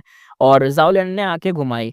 वो कहता बेवकूफ़ लग रहा है तू, लेकिन वो अभी भी खुश थी। एको कर रही थी लेकिन अजीब लग रही थी, लेकिन जैसे-तैसे इसे अच्छा लग रहा था ये सीन देखकर। मा होंग्यून हँसा। मा होंग्यून ने अपने बाल रब किए। लोग कहते हैं मैं इडियट हूँ। मैं सोच भी रहा हूँ सच में मैं इडियट हूँ। लेडी शाओयुन जितना स्मार्ट मैं कैसे हो सकता हूँ? मा होंग्यून आगे कहता है लेकिन जब मैं बचपन से उदास था, तब दूसरे मुझे टीज़ करते थे, कोई मेरे साथ नहीं खेलता था। मैं अपने घर के पास वाली वैली में दौड़ के जाता और वैली में चिल्लाता। आगे वो कहता है मैं अपना नाम एक बार बोलता, वैली में बार-बार रिप्लाई आता, फिर मैं फिर से बोलता, वैली दोबारा मुझे रिप्लाई करती। वो मेरे साथ खेलता था, कभी मुझे छोड़ता नहीं, सिर्फ़ तब जब मेरी आवाज़ इतना तेज़ और क्लियर नहीं होती। मैंने देखा, तुम आजकल खुश नहीं लग रही, शायद तुम्हारे साथ कोई खेलने वाला नहीं होगा, इसलिए मैंने भी वही करा, जैसे करते हैं। मैं भी तुम्हें वैली के पास ले आया, तुम्हारे साथ कोई खेलता नहीं है ना, तो तुम भी वैली में अपना नाम चिल्लाओ, देखो वैली भी तुम्हारे साथ खेलेगी और तुम उदास मत हो, ये वैली तुम्हारे साथ है। ज़ाओ लियानन चुप रही, वो माँ होंगी उनको देखती रही, जिसके चेहरे पर एक तरीके से अच्छी वाली खुशी थी, एक एक्सप्रेशन था, एक दिल में ना सिम्प्लिसिटी थी, एक इनोसेंस थी। ज़ाओ लियानन एकदम सोचती हुई कहती है, ये माँ होंगी कितना सिली है यार, दिल से बहुत बुरा नहीं है, मतलब बिल्कुल बुरा नहीं है, बहुत अच्छा है, इनोसेंस है इसके अंदर बहुत ज़्यादा। ज़ाओ लियानन सोचते हुए कहते हैं उसकी ज़िंदगी बचपन से ही शायद बहुत सैड रही होगी। अभी भी जब वो यंग क्लान लीडर के नीचे काम करता है, उसे बार-बार डाँट मिलती है, लेकिन मैंने उसे कभी रोते हुए नहीं देखा। वो दिन भर हमेशा मुस्कुराता रहता था, ये मा होंग्युन। आगे वो कहती है चलो ठीक है, मैं तुम्हारे साथ खेल लेती हूँ। ये सोच के ज़ाओ लियानन ने गहरी साँस ली और वैली में अपना नाम चिल्लाया। मा होंगिन यहाँ पे कहता है, मा होंगिन इतना खुश हुआ एकदम देख के कि मज़ा आ गया। उसे एकदम ऑलमोस्ट डांस करने लगा जैसे ज़ाओ लियानन ने नाम चिल्लाया, उसकी बात मानी ना, वो गलत है। तुम्हें ज़्यादा ज़ोर से चिल्लाना चाहिए। वो और तेज़ चिल्लाई। और यही एकदम चिल्लाना-चिल्लूना चलता रहा और फिर धीरे-धीरे वैली में भी आवाज़ सुनाई देने लग गई। वैली भी रिस्पॉन्ड कर रही थी और फिर धीरे-धीरे ऐसे ही हुआ। अभी वो रिस्पॉन्ड नहीं कर रहा क्योंकि वो तुम्हें सुन नहीं पा रहा और तेज़ चिल्लाओ, ऐसे फिर और बातें होने लग गईं। ज़ाओ लियनन यही आवाज़ आ रही थी। वैली एको कर रही थी, वो भी नाम चिल्ला रही थी ज़ाओ लियनन का। मा होंगिन भी हँस पड़ा था। ज़ाओ लियनन एकदम फ्रेश फ़ील करने लग गए, उसके अंदर की सैडनेस जा रही थी। जब वो चिल्लाने लग गई ना इसलिए सैडनेस जा रही थी। वो जितना भी चिल्लाती, वैली भी उसे रिप्लाई करती, उसका नाम चिल्लाती। अंधेरे में वो आवाज़ लगातार चिल्ला रही थी, वॉइस आ रही थी, ज़ाओ लियानन तुम क्या कर रही हो? खो मत जाना। दोबारा वॉइस आती है, ज़ाओ लियानन तुम अकेली हो। ओह सॉरी तुम अकेली नहीं हो। हेवन और अर्थ तुम्हारे साथ है। बस ज़ोर से चिल्लाओ, हेवन और अर्थ तुम्हारी आवाज़ सुनेगा। तुम बस चिल्लाओ, हेवन और अर्थ तुम्हारे साथ है। ज़ाओ लियानन जागो, कोई भी तुम्हारा इंतज़ार कर मतलब कोई तो तुम्हारा इंतज़ार कर रहा है, तुम उसे बचाओगी। वॉइस दोबारा आती है, वो इंसान एक बार तुम्हारे पास खड़ा था, तुम्हारे साथ उसने सितारे देखे थे, तुम्हें वैली में बुलाता था, जाकर उसकी मदद करो। वॉइस दोबारा आती है, जाओ उसकी मदद करो। वो भी अकेला महसूस कर रहा होगा या शायद डर भी रहा होगा। और ज़ोर से चिल्लाओ, अपनी आवाज़ भेजो, उसे बताओ कि तुम आ रही हो, उसे बताओ कि वो और बर्दाश्त करे, उसे उम्मीद दो। ज़ाओ लियनन अपने मन में कहती है, हाँ, मैं उसे बचाऊँगी, मैं उसे यहाँ कैसे गिरने दे सकती हूँ। ज़ाओ लियनन अचानक अपनी आँखें खोल देती है। वो अपने अंदर कुछ अजीब-सी चीज़ें देखती है। जैसे ही वो जागी, उसने पाया उसका पूरा बदन पूरा ब्लू रोशनी से जल रहा है। ये ब्लू लाइट लव इमॉर्टल बू ने निकाली थी। ज़ाओ लियनन की इंजरीज़ तेज़ी से ठीक हो रही थी। उसकी कंडीशन भाई सही होने लग गई। ब्लू लाइट आस-पास एकदम चमक रही थी। यहाँ पे ज़ाओ डान्यू एक भाई एकदम देखे जा रहा। वो कहता है ये लाइट कैसी है? ये बहुत हेवी फ़ील कर रही है ये कौन-सा इमॉर्टल गु है? यहाँ पे शी यंगज़ी उसी रोशनी में एकदम भाई नहाया हुआ था। वो अचानक खड़ा हो गया। अंदर से भाई जितनी थकावट थी, जितनी एनर्जी गई थी शी ज़ंगी की, वो जितना इंजरीज़ बॉडी में जितनी हड्डियाँ भाई की टूटी थी ना, सब हील हो गई। 1 सेकंड में भाई अपनी फुल पीक कंडीशन में आ गया। ऐसा लग रहा था छुआ ही नहीं है किसी ने आज तक इसको।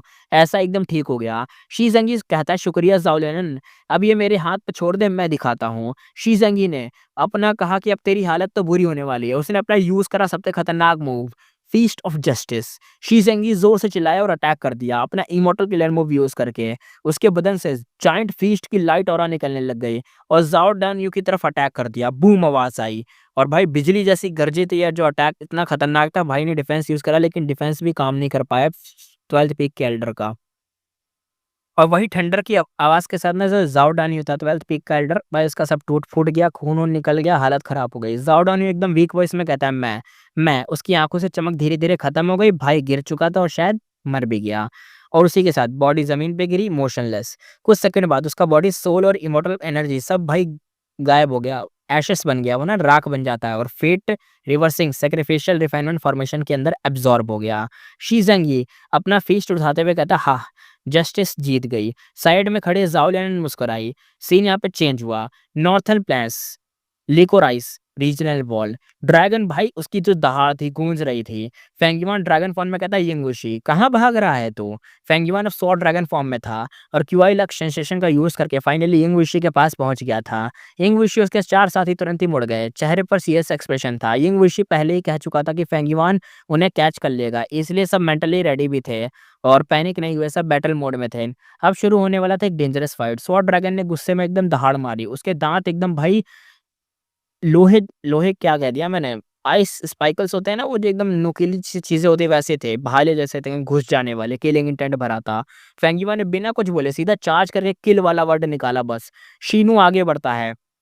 कहता है, अगर मेरी लॉर्ड से लड़ना है तो पहले मुझे क्रॉस करना पड़ेगा। उसने अपना हाथ उठाया, तुरंत एक बड़ा मोटा रॉक वॉल खड़ा हो गया, उसके बीच बैरियर बन गया। बूम बूम आवाज आई। अगले मोमेंट वो वॉल एक के बाद एक होल से छेद दी गई। फेंगिवा ने अपना ड्रैगन ब्रेथ छोड़ा, स्वॉर्ड लाइक जैसे शार्प बीम से निकल गई और उन 5 इमॉर्टल की तरफ गई। हाई लाउलन चीखते हुए कहती है, नहीं। उसके मुंह से भाई छोटी सी फायर बॉल निकली जो खुद फ्लाई कर रही थी। वो फायर ड्रैगन, वो जो थी ना, वो जो शायद तुम्हें याद नहीं होगा, ये वाला अटैक उसका था यार। उसकी जो आंट थी, क्या नाम था उसका?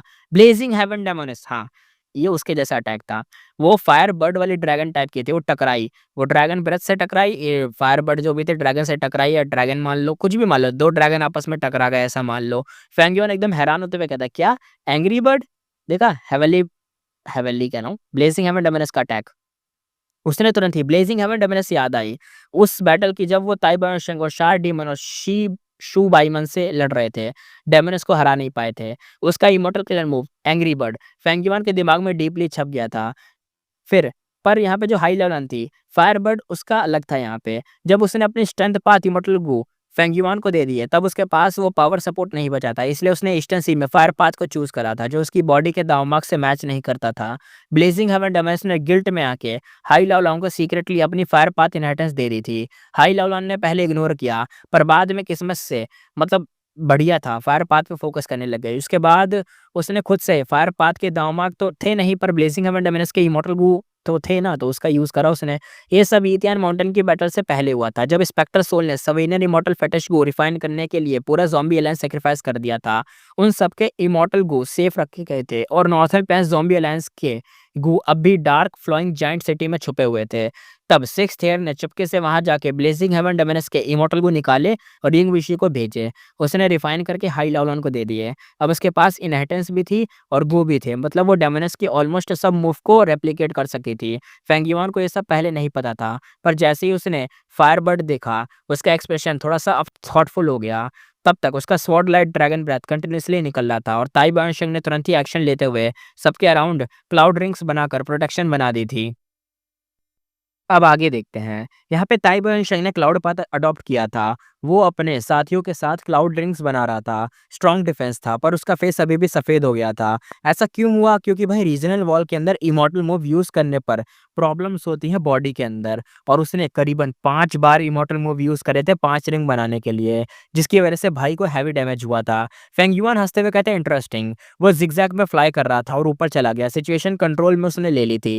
यिंग वुशी चिल्ला के कहता है, डिफेंड, स्प्लिट मत होना, अलोन फाइट नहीं कर सकते। फेंग युआन ने उस पर एक sword light dragon breath fire कर दिया। रेन ऑफ डेडली लाइट्स उसके ऊपर गिर रही थी। यिंगविशी चिल्लाकर कहता है, इमॉर्टल किलर मूव, सोल हाउल, शार्प स्कीम पूरे भाई स्काई में फैल गई और ऊपर बाकी टीम सेफ रही थी। फेंगिवान का अटैक एक तरीके से मोमेंटली रुक गया था, पर जल्दी रिकवर भी हो गया। फेंगिवान अंदर सोचते हुए कहता, सोल अटैक, वो ऑलरेडी प्रिपेयर्ड था। सोल हिट हुआ, पर उसका फाउंडेशन स्ट्रांग था। गट्स गो होने के कारण वो अच्छा, मतलब आराम से संभाल ले गया। अचानक अटैक से भी बच गया था। यिंगवुशी एंग्री होते हुए कहता है, डैम इट, उसके पास गट्स गो भी है।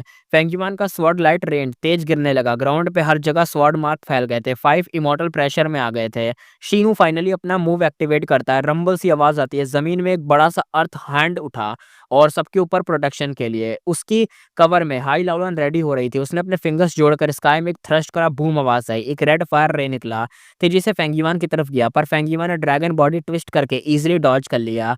हाई लाओलान शॉक में कहता है इट मिस्ड, और उसे पता नहीं था कि फेंगयुआन के पास 3 ब्रेथ फ्यूचर विजन था।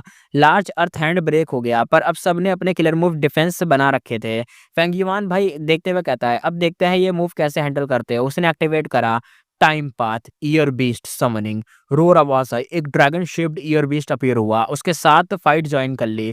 शीनू फ्रस्ट्रेटेड था, कहता है एक और ईयर बीस्ट। अरे भाई साहब, सिचुएशन और खराब हो गई थी। एक और बीस्ट का मतलब ये था कि फेंगयुआन पहले से ड्रैगन बना हुआ एक बीस्ट है, ऊपर से बीस्ट भी आ गया। तब यिंग विशी देखते हुए कहता है अलाउ मी टू समन। फिर वो यूज करता है 3 एशियन सोल बीस्ट। यिंग विशी कॉन्फिडेंट था, कहता है मेरे बीस्ट रीजनल वॉल से मतलब अनइफेक्टेड है, कोई फर्क नहीं पड़ेगा, और लाइफ एंड डेथ डोर से आए हैं। पर उसकी कॉन्फिडेंस शॉर्ट लिव्ड थी, यानी बहुत कुछ ही देर की कॉन्फिडेंस था। फेंगयुआन ड्रैगन स्पीड से आगे बढ़ा, उसने क्लॉस से सोल बीस्ट का हेड क्रश कर दिया और टेल से लेग काट दिए। यानी जितनी देर का कॉन्फिडेंस था कि भाई मेरे डोर ऑफ लाइफ से बीस्ट आए हैं, कुत्ता बन गया उनका। आगे फेंगयुआन ने एक ड्रैगन ब्रेथ छोड़ा और थर्ड सोल बीस्ट को सीधा भाई छेद डाला। उसका sword dragon form already overpowered था, ऊपर से उसके पास था थीविंग हेवन डीमन वनरेबल का इमॉर्टल मूव घोस्टली कंसीलमेंट, जिससे सोल बीस्ट उसके प्रेजेंस को फील ही नहीं कर पा रहे थे। रिजल्ट क्या हुआ, वो अटैक करते जा रहा था और सोल बीस्ट रिएक्ट भी नहीं कर पा रहे थे। थोड़ी देर में तीनों एशियन सोल बीस्ट फेड होने लगे और बॉडी ट्रांसपेरेंट हो गई। यिंग वुशी अंदर से सोचता हुआ कहता है कोई फर्क नहीं पड़ता, ये 3 मर भी गए तो मैं और समन कर लूंगा। लाइफ एंड डेथ डोर में सोल और बीस्ट की कमी थोड़ी ना है। तभी फेंगयुआन ने अटैक रोककर एक्टिवेट करा स्वॉर्ड एस्केप, एकदम से स्पीड फूली और एकदम से आफ्टर इमेज बन के रह गया और स्पीड में आगे बढ़ा। ताइबनशिंग को समझ ही नहीं पाया, 1 सेकंड में एक क्लॉ से स्ट्राइक हुआ, क्लाउड रिंग टूट गया, पेट फट गया और ऑर्गन्स बाहर आ गए। फेंगयुआन सरप्राइज था, क्या ये बचा कैसे? उसने ड्रैगन ब्रेथ यूज करना चाहा, पर उसका मुंह आइस से सील हो गया था, इसलिए क्लॉस यूज किया। स्पीड बहुत ज्यादा होने के चक्कर में फुल स्पीड नहीं लगी और क्लाउड रिंग ने इम्पैक्ट एब्जॉर्ब कर लिया। यानी जैसे तैसे यहाँ पे ताइबनशिंग बच गया था, वरना खत्म ताइबनशिंग जाने वाला था। फेंगयुआन गुस्सा करते हुए कहता बाइंडिंग, उसने जोर से भाई चिल्लाया और ड्रैगन वो जो माउथ एकदम जो था ना पता नहीं क्या करा उसने, आइस ब्रेक कर दी एकदम मुंह से ही। और पीछे देखा तो बाइनिमिंग खड़ी थी कोल्ड आइस के साथ, बिल्कुल फियरलेस। हाई लाओला ने तुरंत ही ताइबनशेंग को खींच के पीछे लिया और हील करने लगा, पर डैमेज इतना सीरियस था कि कोई प्रोग्रेस ही नहीं हुआ। ताइबनशेंग कमजोर वॉइस में कहता अगर मेरे पास मैनेस बिफोर होता तो ये सब नहीं होता। वो बेहोश हो गया, लगता है यहाँ पे जाने वाला है भाई अपना ताइबनशेंग। यिंग वुशी एंग्री होते हुए कहता है फेंगयुआन का रियल टारगेट ताइबनशेंग था। वो समझ गया कि फेंगयुआन ने शुरुआत से ही वीकेस्ट मेंबर पर फोकस करा था। हिंग विशी कहता है अब ताइबनशेंग फाइट नहीं कर सकता, अब क्या करे? तभी फेंगयुआन को कुछ फील हुआ, कुछ गलत है। उसने बॉडी को स्ट्रेच किया और देखा ड्रैगन स्केल पे थिन आइस लेयर जम गई है। फेंगयुआन अलर्ट हो गया। बाइनिमिंग की आंखें कुछ ज्यादा ही डेंजरस लग रही थी, उसने देखा था फेंगयुआन ने। और बाइनिमिंग यहाँ पे कोल्ड वॉइस में कहती है अगर फेंगयुआन को रोकना है तो सबसे पहले उसकी स्पीड को ही कंट्रोल करना पड़ेगा ना, तभी वो आइस जमा कर उसको स्लो कर रही थी। बाइनिमिंग अभी-अभी इमॉर्टल बनी थी, पर उसके पास कुछ सॉलिड एडवांटेजेस थे, जैसे वो पोजेस करती थी नॉर्थर्न डार्क आइस सोल फिजी, एक टॉप टायर बॉडी जो आइस और स्नो पाथ के लिए परफेक्ट थी। ऊपर से उसने बाईशांग रूट हेवन इनहेरिट किया था, जिसमें रैंक 7 इमॉर्टल गू तक थे। प्रॉब्लम ये थी कि वो इन तीनों इमॉर्टल गू और किलर मूव से अभी भी फेमिलियर नहीं थी और गलती और बैकलैश का रिस्क उसे अभी भी था। पर अब उसके पास था team support, Ying Wushi, Hai Laolan, Shinu और इंजर्ड ताइबनशेंग, इसलिए वो सेफ थी। वो कामली अपना इमॉर्टल किलर मूव चेंज कर सकती थी। फेंगयुआन को उसके बारे में एग्जैक्ट इन्फॉर्मेशन नहीं थी, उसने अंडरस्टिमेट कर दिया था बाइनिमिंग को। अगर वो जानता तो शायद ताइबनशेंग नहीं सबसे पहले उसे टारगेट करता। उसकी गेस फ्रीज कर सकती थी एनिमी को। ये बाई मतलब एक तरीके से बाई शियांग का मूव था। जैसे ही फेंगयुआन को ये फील हुआ, वो इमीडिएटली पीछे हटकर अपना ट्रेस हाइड कर गया। विजिबिलिटी बड़ी पुअर थी, 1 सेकंड में उसकी साइड गायब हो गई। बाइनिमिंग सोच में कहती है फेंगयुआन एक ओल्ड फॉक्स है, उसने मेरी मूव को लिमिट जो थी वो समझ ली, वो दूर हट गया तो अब मैं अपनी आंखों से उसे जमा नहीं सकती। लेकिन वो अभी भी शांत थी, वो कहती कोई बात नहीं, हमने सिचुएशन के लिए एक स्पेशल प्लान बनाया था। वो जानती थी कि उसकी फ्रीजिंग साइट लिमिटेड थी, एक और मूव लगाते ही फेल होने के चांस हाई थे, इसलिए उसने डिसाइड किया कि टैक्टिक चेंज करनी पड़ेगी। बाइनिमिंग यिंग वुशी से कहती है मुझे प्रोटेक्ट करो, मैं वो मूव यूज कर रही हूँ। यिंग वुशी सीरियसली कहता है ओके शीनू, चाहे कुछ भी हो जाए उसे प्रोटेक्ट करना है। शीनू कहता है यस लॉर्ड। बाइनिमिंग कॉन्फिडेंट थी, फेंगयुआन अभी फ्रीज इफेक्ट में है, उससे रिकवर होने में 10 से 12 सांस तो लगेंगे ही। यिंग वुशी कहता है परफेक्ट, हम रेडी हैं। सब रेडी ही हो गए थे, तभी एक व्हाइट फ्लैश उनके सामने से गुजरा। यिंग वुशी चिल्लाते हुए कहता केयरफुल, ये फेंगयुआन का ड्रैगन ब्रेथ था। हाई लेवल कहते हैं डिफेंड, बाइनिमिंग और ताइबनशेंग को प्रोटेक्ट करो। इंस्टेंटली स्वॉर्ड लाइट रेन वापस शुरू हो गई। फेंगयुआन का ड्रैगन ब्रेथ एक बार फिर से पूरे एरिया में भाई बरस पड़ा और टीम को फुल डिफेंस मोड में जाना पड़ा, जबकि बाइनिमिंग अपना इमोटो किलर मूव एक्टिवेट कर रही थी और ताइबनशेंग अभी भी अनकॉन्शियस था। फेंगयुआन फुल प्रेशर में था, उसका ड्रैगन ब्रेथ चारों तरफ से फायर हो रहा था और यिंग वुशी और उसकी टीम वे डिफेंड करते-करते थक गए थे। उसका स्वॉर्ड ड्रैगन फॉर्म अब थिन और आइस कवर्ड था। बाय नेमिंग का फ्रीजिंग साइड काफ़ी इफेक्टिव था इसलिए। फेंगयुआन सोचता हुआ कहता है ये मेरी सवेनियर बॉडी का ड्रॉबैक है, दाव मार्क रिपेल नहीं करते इसलिए आइस इफेक्ट पूरा लग रहा है मुझे। यानी भाई कहना चाह रहा था कि अगर ये मान लो फेंगयुआन फायर पाथ का होता, तो इसकी बॉडी के अंदर फायर पाथ के दाव मार्क हैं वैसे, फेंगयुआन के पास फायर पाथ के भी दाव मार्क हैं। लेकिन क्या है ना, इसकी बॉडी पे ना अगर आइस आएगी तो वो ऐसा मतलब क्लैश नहीं करेंगे दावमक और कोई असर नहीं होगा। लेकिन अगर मान लो इसकी नॉर्मल बॉडी होती, तो क्या होगा, फायर पाथ की बॉडी होती तो इसके ऊपर चाहे आइस अटैक होते तो वो फायर पाथ वाले जो इसके दावमाक है वो आराम से आइस वालों को हटा देते। लेकिन भाई की सवेनियर बॉडी है इसलिए क्या बोले, ये चीज़ हो नहीं पाता। अगर नॉर्मल बॉडी होती तो फ्रीज़ हो जाता। और सॉरी मतलब अगर नॉर्मल बॉडी होती तब तक शायद फ्रीज़ भी हो जाता, लेकिन अगर फायर पाथ की बॉडी होती तो वो कुछ भी नहीं कर पाते ये लोग। फिर भी वो रिकवर कर रहा था और साथ में ड्रैगन ब्रेथ छोड़े जा रहा था। कंटीन्यूअस प्रेशर मेंटेन करते हुए इनके ऊपर रख रहा था। उसने नोटिस किया कि बाइंडिंग बहुत ज़्यादा प्रोटेक्टेड है। वो उस तक पहुँचना इम्पॉसिबल है ब्रूट फोर्स से। फेंग युआन हँसते हुए कहता है लगता है कोई बड़ा इमोर्टल किलर मूव चार्ज हो रहा है। जैसे ही वो रिकवर हुआ, वो सीधा डाइव मार के एक ब्लिंक में डिफेंसिव लाइन तोड़ दी और अंदर घुस गया सीधा जाके एक व्हाइट फ्लैश में। बाइंडिंग का जो कंसंट्रेट था वो हिल गया, ऑलमोस्ट फेल होने वाली थी। हाई लेवल उनको हैवी डैमेज लगा। लेफ्ट आर्म उड़ा और रिब्स तक दिखने लगा। खून फाउंटेन के जैसा बह रहा था, नीचे एक पूल जैसा बन गया था। और क्रिटिकल मोमेंट में हाई लेवल ने तुरंत ही डिसीजन लिया। वो इमॉर्टल ज़ॉम्बी फॉर्म में चेंज हो गई। गरम लाल खून तुरंत ही ठंडा ग्रीन ब्लड जैसा बन गया और ब्लीडिंग स्लो हो गई। हाई लेवल हंस के कहती है अच्छा हिट था ना। वो घुटनों पे गिर गई और मुस्कुराती रही क्योंकि भाई वो ज़ॉम्बी थी। फेंगयुआन सरप्राइज होते हुए कहता है हाँ मुझे हिट लगा, नॉट बैड हाई लेवल। उसका ड्रैगन क्लॉ पे अभी भी कुछ फ्लैश लगा था उसके ब्लड का, और वही हड्डी-वड्डी मांस जो भी था उसका। ब्लड कलर्ड फायर में बदल गया था। ये था immortal killer move, flash blood fire. ये फायर फ्लैश का फ्यूल बनाता था। जब तक फ्लैश है तब तक बुझता नहीं था, और जितना ज़्यादा स्ट्रॉन्ग फ्लैश उतनी ज़्यादा powerful fire. Feng yuan instantly react करते हुए कहता ट्रबल सम है। उसने तुरंत ही अपना ड्रैगन फॉर्म कैंसल किया, वापस ह्यूमन फॉर्म में आया और एक्टिवेट करा टाइम पाथ का हीलिंग इमॉर्टल गो, मैन एज़ बिफोर।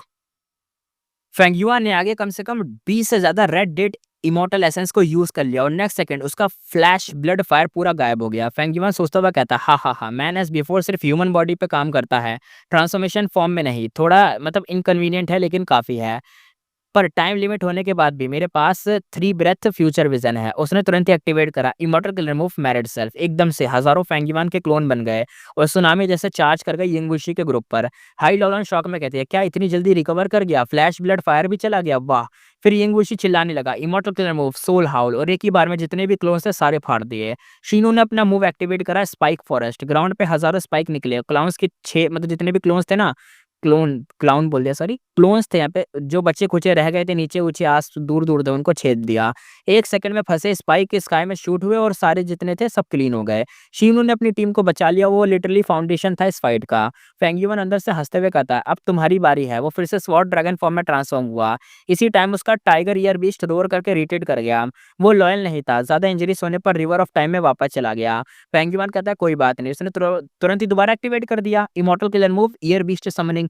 एक बार फिर से एक बार शीप ईयर बीस्ट समन हुआ, शीप जैसा भेड़ वाला, और सीधा चार्ज कर गया उन पे। शीनू ने रोर करा और जायंट साइज में उसका बदल गया। वो शीप बीस्ट के साथ टकरा गया और दोनों मॉन्स्टर आपस में लड़ने लग गए क्योंकि शीनू अब एक जायंट बन चुका था और यहाँ पे एक और बीस्ट था ईयर बीस्ट जो भी एक जायंट था शीप वाला। तो ये दोनों तो आपस में लगे हुए थे। बूम आवाज आई, ग्राउंड ही हिल गया। शीप बीस्ट उठकर हॉर्न से अटैक कर रहा था। शीनू ने साइड स्टेप लेकर हॉर्न्स को पकड़ लिया और भाई टाई हो गया।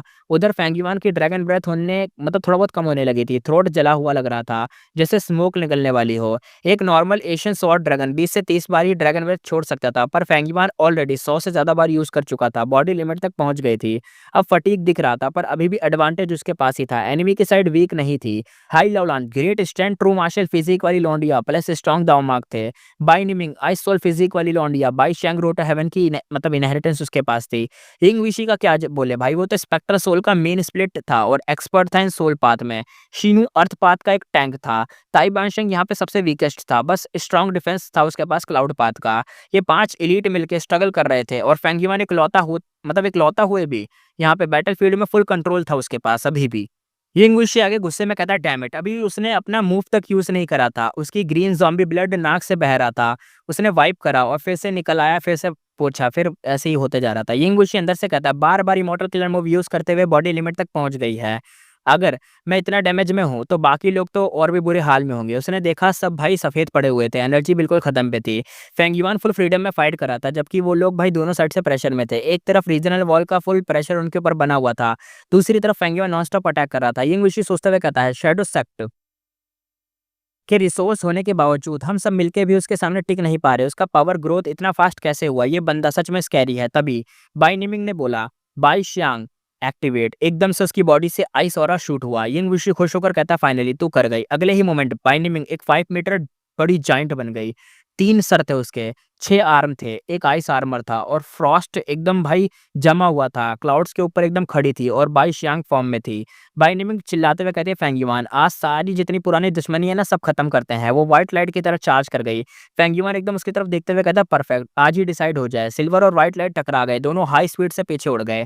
फेंग युआन की चेस्ट पे एक लॉन्ग सा एक शैलो स्वॉर्ड कट बना हुआ था, ब्लड निकल रहा था, पर बाइनिमिंग का हाफ बॉडी उड़ गया था। 3 आर्म चले गए थे, चेस्ट में होल बन गया था। फिर भी वो ब्लीड नहीं हुई। उसका जो पूरा कोल्ड मिस्ट था वापस से बना और दोबारा से सब ठीक हो गया, रिकवर हो गया। यिंग वुशी एक्साइटेड था, कहता है एग्जैक्टली जैसा मैंने सोचा था। बाई शियांग मूव भाई अनडाइंग है, मर ही नहीं सकते। चाहे नेल साइज मतलब बंदा ही क्यों ना बचे, यानी एक एक एक नाखून जितना ही बंदा क्यों ना बचे, फिर भी वो मरेगा नहीं। वो रिवाइव हो जाएगा, जितना भी उसकी बॉडी में सब नुकसान हुआ सब ठीक हो जाएगा। बैटल इंटेंस होती जा रही थी। फेंग युआन थोड़ा थक गया था, जबकि बाई निमिंग अब भी फुल एनर्जी में थी। जब फेंग युआन सोच रहा था कि अब उसे इग्नोर करके यिंग वुशी पे अटैक करे, तभी यिंग वुशी चिल्लाया। यिंग वुशी कहता है, इस मतलब it's the time, lead soul into dream. उसकी बॉडी से काउंटलेस ग्लूवॉर्म की ऑरा एक्सप्लोड हुई और सीन एकदम से चेंज होने लगा, क्योंकि ये पावर थी लीड सोल इनटू ड्रीम की। फेंग युआन शॉक में कहता है, लीड सोल इनटू ड्रीम? ये ड्रीम पाथ का किलर मूव रेयर और डेडली था। यीतियान माउंटेन में से इवन हेवन ओवरसिंग टावर लॉर्ड भी स्लीप में चला गया था। फेंग युआन थोड़ा सा अलर्ट था, तुरंत ही अपने ऊपर कुछ मतलब सोचा कि पीछे हटूं, लेकिन जैसे ही फेंग युआन सोचता, उससे मतलब ये पहले पावरफुल मूव था बिकॉज ऑफ मल्टीपल इमॉर्टल गो और 11th एक्सट्रीम फिजिक। अब क्या यंगुशी के पास वो सब है? वो ये भी सोच रहा था। उसके मन में बस एक ही थॉट था कि जैसे यीतियान माउंटेन बैटल में उसने सब कुछ यूज करा, हेवन और सिंग टावर लॉर्ड को भी सुला दिया था, तो उस टाइम पे जो उसके पास गुवॉर्म थे सुलाने के लिए, उसके पास एक फिजिक भी तो है जिसका क्या कहा जाता है 11th सबसे पावरफुल फिजिक। रेंजू के तो 10 बच्चे थे, लेकिन 11वीं फिजिक भाई उस बंदे ने बनाई थी। क्या नाम था? क्विन बाइशिंग क्या नाम था यार उसका? अरे यार मैं नाम भूल गया। वो विज़डम पाथ का डिड्यूस करने वाला कि फेंगयुआन के पास स्प्रिंग बॉटम सिगाड़ा है, वो बंदा। उसने ही तो बनाई थी ये, वो लेके गया था। पता नहीं, अब आगे देखते हैं। वो डिस्टेंस पे ले गया, वो खुद को ड्रीम रियलम में नहीं पाया। फेंगयुआन कहता है, क्या यिंगवुशी मुझे ट्रिक कर रहा है? तभी सीनरी चेंज हुई। Southern border, first life. Fangyuan एक मर्चेंट कारवां में था जब अचानक 2 बैंडिट ग्रुप अटैक कर गए। बैंडिट्स कहते हैं मार दो, कारवां गार्ड्स कहते हैं प्रोटेक्ट द गुड्स। फेंगयुआन पैनिक में था। ये सब एक ड्रीम रियलम का एक तरीके से सिमुलेशन था। जब वो अनरावल ड्रीम एक्टिवेट करने वाला था, वो एक तरीके से रियलिटी में वापस आ गया, फिर से ड्रीम रियलम में गया। ड्रीम में राइटियस और वर्सेस डेमोनिक फाइट चल रही थी, बैटल। यहाँ पे यंग मास्टर कंफ्यूज था, कहता ये बैंडिट्स कहाँ से आ गए? तो यहाँ पे जो स्टीवर्ड था, वो स्टीवर्ड होता नहीं, स्टीवर्ड शायद बटलर कहते हैं या गुलाम जो भी कहते हैं, स्टूवर्ड उसको। तो वो कहता है ओल्ड ट्रेड रूट कोई जाने, वहीं से आए होंगे ये। तब ऊपर से बोल्डर्स रोल करने लगे, कारवां के बेस पर गिरे और पावर रैंक 2 के गो मास्टर वाली थी। यंग मास्टर कहते हैं भागो भागो पीछे हटो, तो ये जो स्टूवर्ड था वो कहता है टू लेट। बोल्डर्स ने गो मास्टर के कारवा को डैमेज कर दिया और बैंडिट्स का जो मोराल था इंक्रीज हो गया। फेंगयुआन फ्रस्ट्रेटेड था, कहता है ये definitely lead soul into dream है, इनकम्प्लीट है। बार बार ड्रीम रेलम में डाल सकती है लेकिन ट्रैप नहीं कर सकती, स्टिल ह्यूज थ्रेट है मेरे लिए। हाई लौरान कहती है, क्या वो पीछे हट गया? बाय नेमिंग यिंगवुशी से उसकी तरफ देखते हुए एकदम गेज कर रहा था, इससे देखे जा रहा था कि शायद यिंगवुशी ने कुछ करा है। यिंगवुशी कहता है पिटी। बैटल ऑफ ईथियन माउंटेन के बाद उसने secretly lead soul into dream को दोबारा से बनाया था। ईस्टर्न सी में इमॉर्टल को दे के अलाइस को और गेंस मतलब अलाइस को दिया था और गेंस भी मिले थे। यिंगवुशी कहता है फेंगयुआन के ट्रम्प कार्ड एक्टिवेट होने पर ही ये मूव यूज करना था। अभी एक तरीके से प्री मैच्योर यूज करा है मैंने, बट अगर यूज ना करता तो बैटल सिचुएशन टोटली शिफ्ट हो जाती है और हम मर जाते। यिंगवुशी कमांडिंग टोन में कहता है फेंगयुआन अभी अटैक नहीं कर सकता, जल्दी निकलते हैं। Lead soul into dream effect कम होता रहेगा। 5 इमॉर्टल्स इमीडिएटली मूव आउट, पीछे हटो। फेंगयुआन को देखते हैं। फेंगयुआन कहता है हाँ वेट, लेकिन ज्यादा दूर नहीं गए होंगे। फेंगयुआन फिर से रिकवर करके अटैक करने का सोच रहा था, लेकिन क्या होता है अचानक से ड्रीम रेलम की दुनिया का इंटरफेस धीरे धीरे कम हो रहा था। फेंगयुआन बिल्कुल भी नहीं चाहता था कि यिंगवुशी मतलब निकल जाए यहाँ से, इसलिए वो चेस को शुरू कर देता है, यानी उनका पीछा शुरू करता है। ताई बाओशिंग अभी भी अनकॉन्शियस था। 4 इमॉर्टल फेंगयुआन के प्रेशर में और रीजनल वॉल में मूव करना ऑलरेडी मुश्किल था, लेकिन वो फिर भी भाग रहे थे। लेकिन फेंगयुआन का इंटरफेरेंस अचानक से धीरे धीरे बदलने लगा, उसके लिए ज्यादा दूर तक देखना टफ होता जा रहा था। तभी क्या होता है, एक अनसीन वॉइस सुनाई देती है, केयरफुल। अचानक एक फ़ेमिलियर वॉइस फेंग युआन के पीछे से आई। फेंग युआन रिएक्ट नहीं कर पाया, सिर्फ़ एक मफल्ड साउंड सुन सकता था, जैसे स्टोन डेब्रिस में कोई मतलब बैठा हुआ हो। फेंग युआन कहता है, "अंकल बिग बियर्ड, तुमने बचाया, थैंक यू।" फेंग युआन ने अंकल बिग बियर्ड के पास देखा और तुरंत ही रिएक्ट करा। अभी थोड़ी देर में पहले वो एक गिरते हुए बोल्डर से ऑलमोस्ट हिट होने वाला था, लेकिन अंकल बिग बियर्ड ने उसे बचा लिया था और तुरंत ही एक्ट करके बोल्डर को डिस्ट्रॉय करके उसे बचाया था और फेंग युआन को मतलब हो गया था, उसके बचा लिया था। अंकल बिग बियर्ड कहते हैं, "किड, इतना बैटल के लिए एक्साइटेड मत हो, अपना ध्यान प्रॉपर्ली रखो।" अंकल बिग बियर्ड एक कंसर्न्ड था, मतलब फेंग युआन की टेंशन में था। बिल्कुल इसी मोमेंट पे कारवां के सेंटर में कारवां स्टीवर्ड की शार्प स्कीम आई। कारवां स्टीवर्ड करता है, "man, come quickly, protect me young master." और out of nowhere 2 rank 3 demonic path के गू मास्टर कारवां के अंदर चार्ज कर चुके थे। सराउंडिंग एकदम भाई घेर लिया था ओनर ऑफ मर्चेंट कारवां को। यही यंग मास्टर जो पहले फेंग युआन को ह्यूमिलिएट कर रहा था, उसको ही घेर के ये लोग खड़े थे, शायद मारने वाले थे। यंग मास्टर डेंजरस सिचुएशन में, इवन राइटियस पाथ गू मास्टर भी डरे हुए थे कि वो कैसे बचाएँ। अंकल बिग बियर्ड कहता है, "वेट हियर, मैं जाता हूँ उसे बचाने के लिए।" अंकल बिग बियर्ड ने ये बोला और तुरंत ही वो सेंटर की तरफ रश कर गए थे। और बार-बार ना ड्रीम रेलम जा रहा था, बार-बार आ रहा था। फेंग युआन काफ़ी स्ट्रगल कर रहा था। ड्रीम रेलम उस पे काफ़ी इफ़ेक्ट कर रहा था। वो अपनी बैटल स्ट्रेंथ का सिर्फ 20 से 30% ही दिखा पा रहा था। लेकिन बैटल सिचुएशन देख के यिंग विशु और बाकी लोग काफ़ी ज़्यादा डिसएडवांटेज में थे। क्लियरली उनको लग रहा था कि ड्रीम रेलम का इन्फ्लुएंस फेंग युआन पे धीरे-धीरे कम हो रहा है। फिर भी वो लोग रीजनल वॉल से निकल नहीं पा रहे थे। और यहाँ पे शीनो कहता है, "all of you go head, I will hold back him." यानी बस मैं उसे रोक के रखता हूँ, तुम जाओ। इसी मोमेंट पे शीनो यहाँ पे खड़ा हो गया था। Immortal killer move, land boundary, उसका पूरा बॉडी स्कैरी क्रैकिंग साउंड में एमिट करने लगा। क्रैक हर जगह अपीयर हुए और साथ ही उसके सेंटर में होने वाले एक huge surrounding space area mysteriously change होकर एकदम भाई गायब सा होने लगा। स्पेस कट ऑफ हो गया। फेंग युआन रिट्रीट करना चाहता था, लेकिन क्रिटिकल मोमेंट पे ड्रीम रेलम ने इंटरफेयर कर दिया। उसको जो किलर मूव था उसकी रेंज में ले आया और वो चांस मिस हो गया भागने का। फेंग युआन ने ड्रैगन ब्रेथ फायर करा, लेकिन स्वॉर्ड ड्रैगन ब्रेथ स्मोक की तरह डिस्पेयर हो गई। 5 से 6 स्टेप में कुछ नहीं हो पाया। फेंग युआन अपनी ड्रैगन बॉडी से चार्ज करा, पर एक्चुअली वो लीव ही नहीं कर पाया उस जगह को। और तो फेंग युआन कहता है, "you are looking for your death. भले मैं तुम्हारी रेंज में आ चुका हूँ, लेकिन अब तो तुम मरोगे ही।" उसकी ड्रैगन आइज़ भाई शीनू पे फोकस थी। शीनू कहता है, "मास्टर, लीव क्विकली, लीव, भागो, मैं सँभालूँगा।" शीनू ने अपना हेड उठाकर फेंग युआन पे देखा और चिल्लाया। यिंग वुशी कहता है, "Shinu, I will remember your loyalty." Ying Wushi ने एक डीप ग्लेंस शीनू पे डाला, फिर वो चला गया। वो दूसरे इमोर्टल्स को लेके क्विकली भाग गया, क्योंकि शीनू ने अपनी लाइफ रिस्क करके फेंग युआन को होल्ड करा था। यिंग वुशी और बाकी लोग स्मूथली एक तरीके से ल लिकोराइस रीजनल वॉल से निकल के नॉर्थर्न प्लेन्स में एंटर हो गए थे। जैसे ही वो नॉर्थर्न प्लेन्स की ग्रास पे स्टेप करा, यिंग वुशी ताइबान शेंग को अपने इमॉर्टल प्राइमेसी से बाहर निकाला। वो ऑलरेडी अवेक था, लेकिन इंजरीज काफ़ी सर्व थी, यानी बहुत ज़्यादा। लाइफ अभी भी डेंजर में थी। 4 इमॉर्टल्स की पावर कंबाइन करके उन्होंने तुरंत ही Asian battle formation omni directional travel activate करा और वहाँ से गायब हो गए। अब यहाँ पे सीन देखते हैं ड्रीम रेलम के अंदर। बैटल ऑलरेडी एंड हो गई थी। अटैकिंग डेमोनिक पाथ बैंडिट सब डेड हो गए थे। मर्चेंट कारवां भी ईज़ी नहीं थे। उनको काफ़ी कैजुअलिटीज़ और इंजरीज़ हुई थी। वैली में कॉर्प्सेस हर तरफ फैली हुई थी, यानी लाशें-लाशें भरी हुई थी। हर जगह बस ब्लड गिरा हुआ था। फेंग युआन कहता है, "अंकल बिग बियर्ड, पुल योरसेल्फ टुगेदर, वेक अप।" यानी जागो यार, जागो, प्लीज़ अंकल जागो आप। ये जो यंग फेंग युआन गू मास्टर बिग बियर्ड के पास था, टेरिफाइंग इंजरीज़ देखकर शॉक और पैनिक में था। फेंग युआन कहता है, "प्लीज़, प्लीज़ कोई बचा लो इन्हें, प्लीज़ बचा लो।" उसकी वॉइस थोड़ी-सी मतलब घबराहट वाली थी, कंसर्न वाली थी, बहुत अजीब फ़ील हो रहा था, लेकिन कोई बचाने नहीं आया उसको। फेंग युआन कहता है, "लॉर्ड, अंकल बिग बियर्ड बहुत ज़्यादा इंजर्ड हैं, प्लीज़ कोई बचा लो, ये मर जाएँगे, प्लीज़ सेव हिम, प्लीज़ बचा लो।" यंग मास्टर यहाँ पे कहता है कि मतलब हम इसे बचा नहीं सकते, इंजरी इतनी बड़ी प्रॉब्लम नहीं है, मेन चीज़ है उसको पॉइज़न गू लगा है, हमारे पास कोई वे ही नहीं है बचाने का। यंग मास्टर ने हेड शेक करा और भाई स्माइल कर दी खराब वाली, मतलब अच्छी वाली स्माइल नहीं करी। ये वही यंग मास्टर था जो फेंग युआन को ड्रीम रियलम में, मतलब पास्ट का ही तो ड्रीम रियलम में, उसकी पास्ट की ज़िंदगी का। तो पास्ट वाले टाइम में इसको बहुत ह्यूमिलिएट करता था, फेंग युआन को बहुत ज़्यादा मतलब नीचा दिखाता था। ह्यूमिलिएट करना समझते हो ना, बहुत गिरा हुआ समझता था, ऐसे करता था। और यहाँ पे तब अंकल बिग बियर्ड ने उसको बचाया था, बहुत ज़्यादा हेल्प करी थी, बहुत साथ दिया था। बहुत सारे सीनों में अंकल बिग बियर्ड का मेंशन हुआ था, हमने देखा है कई बार ड्रीम रियलम में जब उसने सफ़र करा है, साउथर्न बॉर्डर के भी ड्रीम रियलम में जब वो गया है, तो अंकल बिग बियर्ड का नाम भी कई बार आया है। तो यही वो थे अंकल बिग-बियर्ड जो जिनकी वो बहुत ज़्यादा परवाह करता था। लेकिन अब इनको ना यार पॉइज़न गो लग गया, जिसकी वज़ह से अब ये रिकवर नहीं हो पा रहे। अगर रिकवर करना है तो कोई अच्छा खासा हीलिंग को चाहिए। लेकिन देख के तो नहीं लग रहा है ये जो यंग मास्टर है, जो कि अपने आप को बहुत घमंड में मानता है, जिसको बचाने के मतलब इसको बचाने के लिए ये जो पागल सा यंग मास्टर है, इसको मर जाना चाहिए था, लेकिन इसको बचाने के लिए अंकल बिग बियर्ड ने अपनी मतलब आगे गए, इसको करने के लिए, लेकिन ये बचा नहीं पा रहे, अब क्या बोले, वो इसकी हेल्प नहीं कर रही है यंग मास्टर बिग बियर्ड की।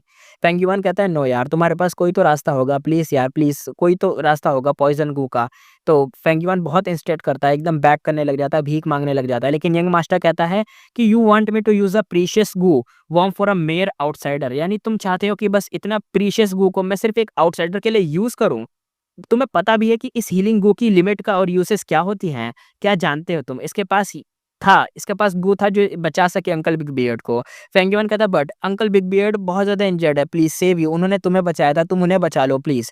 यंग मास्टर कहता है even if he did not save me, I have father secret guard जो मेरी सेफ्टी एंश्योर करते, गेट लॉस्ट, और तुम यहाँ से निकल जाओ। और how could my healing gu worm be used on ant like you guys, यानी समझ रहे हो? तुम जैसे चींटियों के ऊपर मैं अपना गू यूज़ करूँगा क्या? और फेंगिमान कुछ नहीं कर पाता, बस अपने दाँतों को दबाता, अपने फिस्ट को टाइट कर लेता और बस देखता रह जाता है उस यंग मास्टर की आँखों में, और आँखें से आँखों मिलाते रहता है, हटाता नहीं है। यंग मास्टर कहता है कि तू मरना चाहता है जो मेरी तरफ देख रहा है, और वो बहुत ज़्यादा फ्यूरियस हो रहा था। गू मास्टर जो बिग बियर्ड था वो बस एक आवाज़ निकालता है फेंगिमान, और बिग बियर्ड ने सॉफ्टली बुलाया था फेंगिमान को। फेंगिमान कहता है अंकल बिग बियर्ड तुम जाग गए। फेंगिमान बहुत सरप्राइज़ था और हैप्पी भी था। तो बिग बियर्ड कहता है don't oppose young master, you will be suffer, यानी तुम क्या कर रहे हो? तुम ही सफ़र करोगे आगे जाके। मत भीख माँगो उसके सामने। वो कैसे अपना प्रीशियस गुवा हम जैसे पे यूज़ कर सकता है, हम जैसे लोगों पे यूज़ करेगा। फेंगिमान कहता है बट अंकल तुम्हारी इंजरीज़। तो फेंगिमान बहुत ज़्यादा अपसेट था, चोक कर रहा था, एकदम रोए जा रहा था, मुँह से आवाज़ नहीं निकल पा रही थी, ऐसा बोल रहा था और बहुत ज़्यादा रो रहा था। अब लेकिन सीन यहाँ पे चेंज हो गया, शीनू पावरलेस ग्राउंड पे गिर गया था। शीनू कहता हा, हा, हा, आई सक्सीड, मास्टर भाग चुके हैं, shadow sect won't be defeated, long life specter soul, और ये लाइन उसकी लास्ट थी। पेंगुइन ने अपने क्लॉज़ से उसको ग्रैब करके उसको क्रश कर दिया। ड्रैगन क्लॉज़ लूज़ होते हैं और रॉक फ्रेगमेंट जो भी रॉक फ्रेगमेंट थे वो सब टूट जाते हैं और शीनू का ओरिजिनल फॉर्म वहाँ से डिसअपीयर हो जाता है। फेंगयुआन कहता है तुम बस मरने के लिए थे और क्या फ़ायदा है जो तुमने चिल्लाया, इसका कुछ फ़ायदा नहीं है। उसने जो रॉक फ्रैगमेंट थे उनको उसको पीसेस को उठाया, फिर वो लिकोराइस रीजनल वॉल से नॉर्थर्न प्लेन्स वापस आया, क्रूशियस पीस ग्राउंड पे थ्रो करा, immortal primacy instantly northern plains heaven and earth को एब्ज़ॉर्ब करके ब्लेस्ड लैंड में कन्वर्ट हो गया जो कि शीनू का था। फेंगयुआन वेट नहीं किया, क्यूआई लक सेंसेशन एक्टिवेट करके यिंग वुशी और बाकी लोगों का लोकेशन चेक करा। पेंगुइन तुरंत ही डिस्कवर किया कि यिंग वुशी और बाकी लोग काफ़ी दूर निकल गए थे।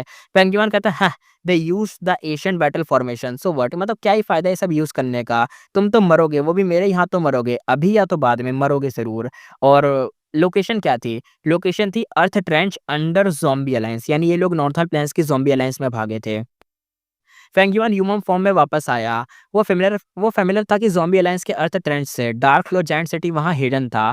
अभी तक कोई नहीं मिला। यंग वुशु और बाकी लोग वहाँ एंटर करना मतलब सही बात है, वहाँ कोई गया नहीं तो ये लोग एंटर करके नॉर्मल ही थी ये बात। Southern border zombie alliance destroy हो चुका था। ईस्टर्न सी ज़ॉम्बी अलायंस भी हेडक्वार्टर सीज़्ड हो गया था और नॉर्थर्न प्लेन ज़ॉम्बी अलायंस अभी भी अर्थ ट्रेंच में हाइड था क्योंकि ये हिडन वाली जगह थी। यंग वुशी और बाकी लोग फिर से ग्रोथ पीरियड में गुज़रेंगे, यानी वहाँ जाके शायद कुछ करेंगे, फाइट करेंगे या अपने आप को पावरफुल करेंगे, लेवल अप करेंगे, वही बात थी। और ये एक्सपेक्टेड सिचुएशन थी, यानी पता ही था ऐसे ही होगा। डार्क फ्लो जायंट सिटी की कल्टीवेशन रिसोर्स में नॉर्थर्न प्लेन्स के इमॉर्टल ज़ॉम्बीज़ का इमॉर्टल गू इंक्लूडेड था, इसलिए शीनू ऑलरेडी डेड था और इंजर्ड था। अगर फिर फाइट हुआ, चाहे नॉर्थर्न प्लेन्स में हो, फेंगयुआन फिर भी अपर हैंड में रहेगा। शीनू का ब्लेस्ड लैंड एक तरीके से फॉर्म हो गया था। फेंगयुआन एंटर करा पर लैंड स्पीड एक तरीके से सबड्यू नहीं कर पाया, यानी उसने सबड्यू नहीं कर पाया, जो लैंड स्पीड था उसकी कंडीशन नहीं हो पाई पूरी, जिसकी वजह से ब्लेस्ड लैंड फेंगयुआन का नहीं हुआ। उसका अर्थ पाथ अटेनमेंट सिर्फ मास्टर लेवल का था और ग्रैंड मास्टर नहीं था, इसलिए रैंक 7 ब्लेस्ड लैंड एनेक्स नहीं कर पाया, यानी एब्जॉर्ब नहीं कर पाया और टेम्पररी यहाँ से लीव करना उसे पड़ा, यानी छोड़ के चला गया फेंगयुआन। आगे दोबारा से सीन शिफ्ट हुआ, ड्रीम रेलम के अंदर का सीन दिखाया जाता है। ड्रीम के अंदर एक मेडिसिनल हर्ब थी सॉरी, हर्ब होती है ना जो कि ठीक कर सकती है चीज़ों को, हर्ब कहते हैं उसको, मेडिसिन टाइप की है, जो गू मास्टर बिग बियर्ड के पॉइज़न को रिलीव कर सकती थी। यंग फेंगयुआन ने कारवां से स्नीक आउट किया और क्लिफ पे चढ़कर वहाँ उगते हर्ब्स को पिक करना शुरू करा। और जो मतलब माउंटेन बड़ा ठंड था, उसको एकदम ठंड लग रही थी, बॉडी एकदम भाई काँप रही थी, फिर भी वो चढ़ रहा था, केयरलेस स्टेप ले रहा था। ब्रूटल डेथ हो सकती थी अगर ज़्यादा केयरलेस हुआ तो, लेकिन फिर भी वो ऐसा कर रहा था। फेंगयुआन कहता है मैं डेफ़िनिटली मेडिसिनल हर्ब को लाऊँगा और ठीक करूँगा बिग बियर्ड को, यानी अंकल बिग बियर्ड को। फेंगयुआन आगे कहता है उसने मेरी जान बचाई थी और मैं कैसे उस डेब्ट को पे ना करूँ, उसको उस काइंडनेस को पे ना करूँ जो उन्होंने मेरे पे दिया था। फेंगयुआन कहता है प्रिज़र्व फेंग और वो अपने आप से ही कहता है कि फेंगयुआन तू डर मत, तू कर लेगा। वो अपने आप को दिलासा दे रहा था। फेंगयुआन की ब्रीथिंग बहुत ज़्यादा अलग हो रही थी, एकदम कभी तेज़ हो रही, कभी स्लो हो रही, कभी अजीब-सी हो रही क्योंकि बहुत मुश्किल हो रहा था। और फाइनली कुछ अटेम्प्ट्स के बाद जब वो पहाड़ चढ़ा तो उसे वो मेडिसिनल हर्ब मिल गया, उसने पिक कर लिया और डे ब्रेक पे बास्केट फुल ऑफ हर्ब था उसका और वो एकदम गंदे से मतलब क्लॉथ थे उसके, वापस वो कैंप में आ गया। फेंग युआन कहता alright this dream realm is finally over, यानी शायद अब ड्रीम रेलम खत्म हो गया। फेंग युआन ड्रीम रेलम से जाग गया था और फाइनली वो ड्रीम रेलम इनहेरिटेंस से फ्री हो गया था। ये ड्रीम रेलम कंप्लीटली यूज़लेस नहीं था, ड्रीम पाथ मटेरियल वहाँ फेंग युआन की इमेजिनेशन से भी ज़्यादा थे। फाइनल सीन में जो basket of herb Feng yuan लेके आया था वो एक्चुअली ड्रीम पाथ के मतलब गू मटेरियल थे। पेंगुइन कहता है if I dreamed by myself there is no way I would have such a huge harvest, यानी अगर मैं खुद से भी ये मतलब देखता ना, अपने वैसे भी देखता तो भी मेरे को इतना बड़ा हार्वेस्ट नहीं मिलता। यानी होता है ना, जब वो साउथर्न बॉर्डर में खुद से ही तो जाता था ड्रीम रेलम के अंदर, तो उसको इतना फ़ायदा थोड़ी ना होता था जितना यिंग वुशी ने उसे ड्रीम रेलम में डाल के दिया, उसको ज़्यादा तब फ़ायदा हुआ। और इतना मतलब यिंग वुशी का लीड सोल इंटू ड्रीम इतना फ़ायदेमंद दे गया, यानी नुकसान तो था लेकिन फ़ायदेमंद भी दे गया था। फेंगिवन ने सोचा और फ्लाई कर रहा था। ड्रीम रेलम के इंटरफेरेंस के बिना वो फिर भी यिंग वुशी का चेज़ शुरू कर दिया था। इवन इफ यिंग वुशी मतलब भाग गया था, दूसरी कितनी भी दूर भाग जाए वो उसका चेस नहीं छोड़ने वाला था क्योंकि उसे निपटाना ही था यिंग वुशी को।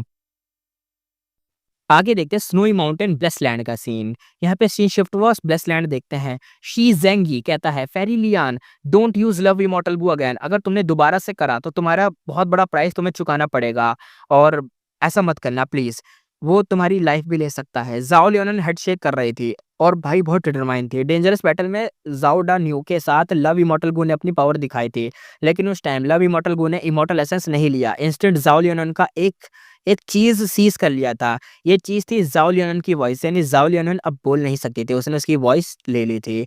बैटल के बाद ज़ाओ लियोनन साउंड निकाल नहीं सकती थी और बस ऐसे गुर्र गुर्र एकदम जैसे गूंगे बोलते हैं वैसे कर रही थी, वो एकदम म्यूट हो गई थी वैसे तो। ज़ाओ लियोनन कहती है मा होंगिन अभी मेरा वेट कर रहा है, मैं यहाँ सिर्फ वेट नहीं कर सकती, so what if I can't speak, मैं गो वॉर्म के थ्रू बात तो कर सकती हूँ ना, नॉट अ बिग प्रॉब्लम।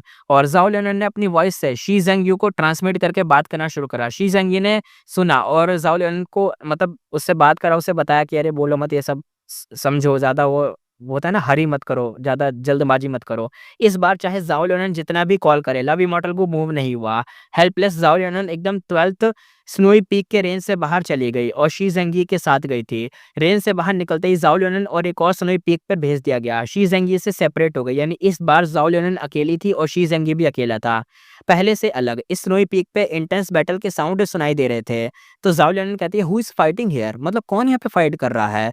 और वो देखती है कि ये यू ही ये जे था और बू ज़ेंसी और मू लांगयान, राइट? वो ये ऐसा सोच रही थी। ज़ाओ लियोन सरप्राइज़ थी और हैप्पी भी थी। क्विकली उस तरफ भागते हुए गई कि शायद वही लोग होंगे। जल्दी वो पीक के हॉल तक पहुँची और ब्लड के जो मार्क थे हर तरफ फैले हुए थे। क्रिम्सन हॉल के अंदर एक गॉर्जियस यंग गू मास्टर और स्नोई माउंटेन गू इमॉर्टल के बीच बिटर फाइट चल रही थी, खतरनाक वाली। ये था रिफाइनमेंट पाथ गो इमॉर्टल यूईएजी। ज़ाओ लियोन कहती है यूईएजी hold on I am coming to support you. यूईएजी सरप्राइज था और हैप्पी भी हुआ और रिप्लाई भी करा था। यूईएजी कहता है बी केयरफुल, ये बहुत ज़्यादा जीनियस ब्लड पाथ का डेमोनिक इमॉर्टल है। ज़ाओ लियोन कहती है व्हाट ब्लड पाथ, ये क्या?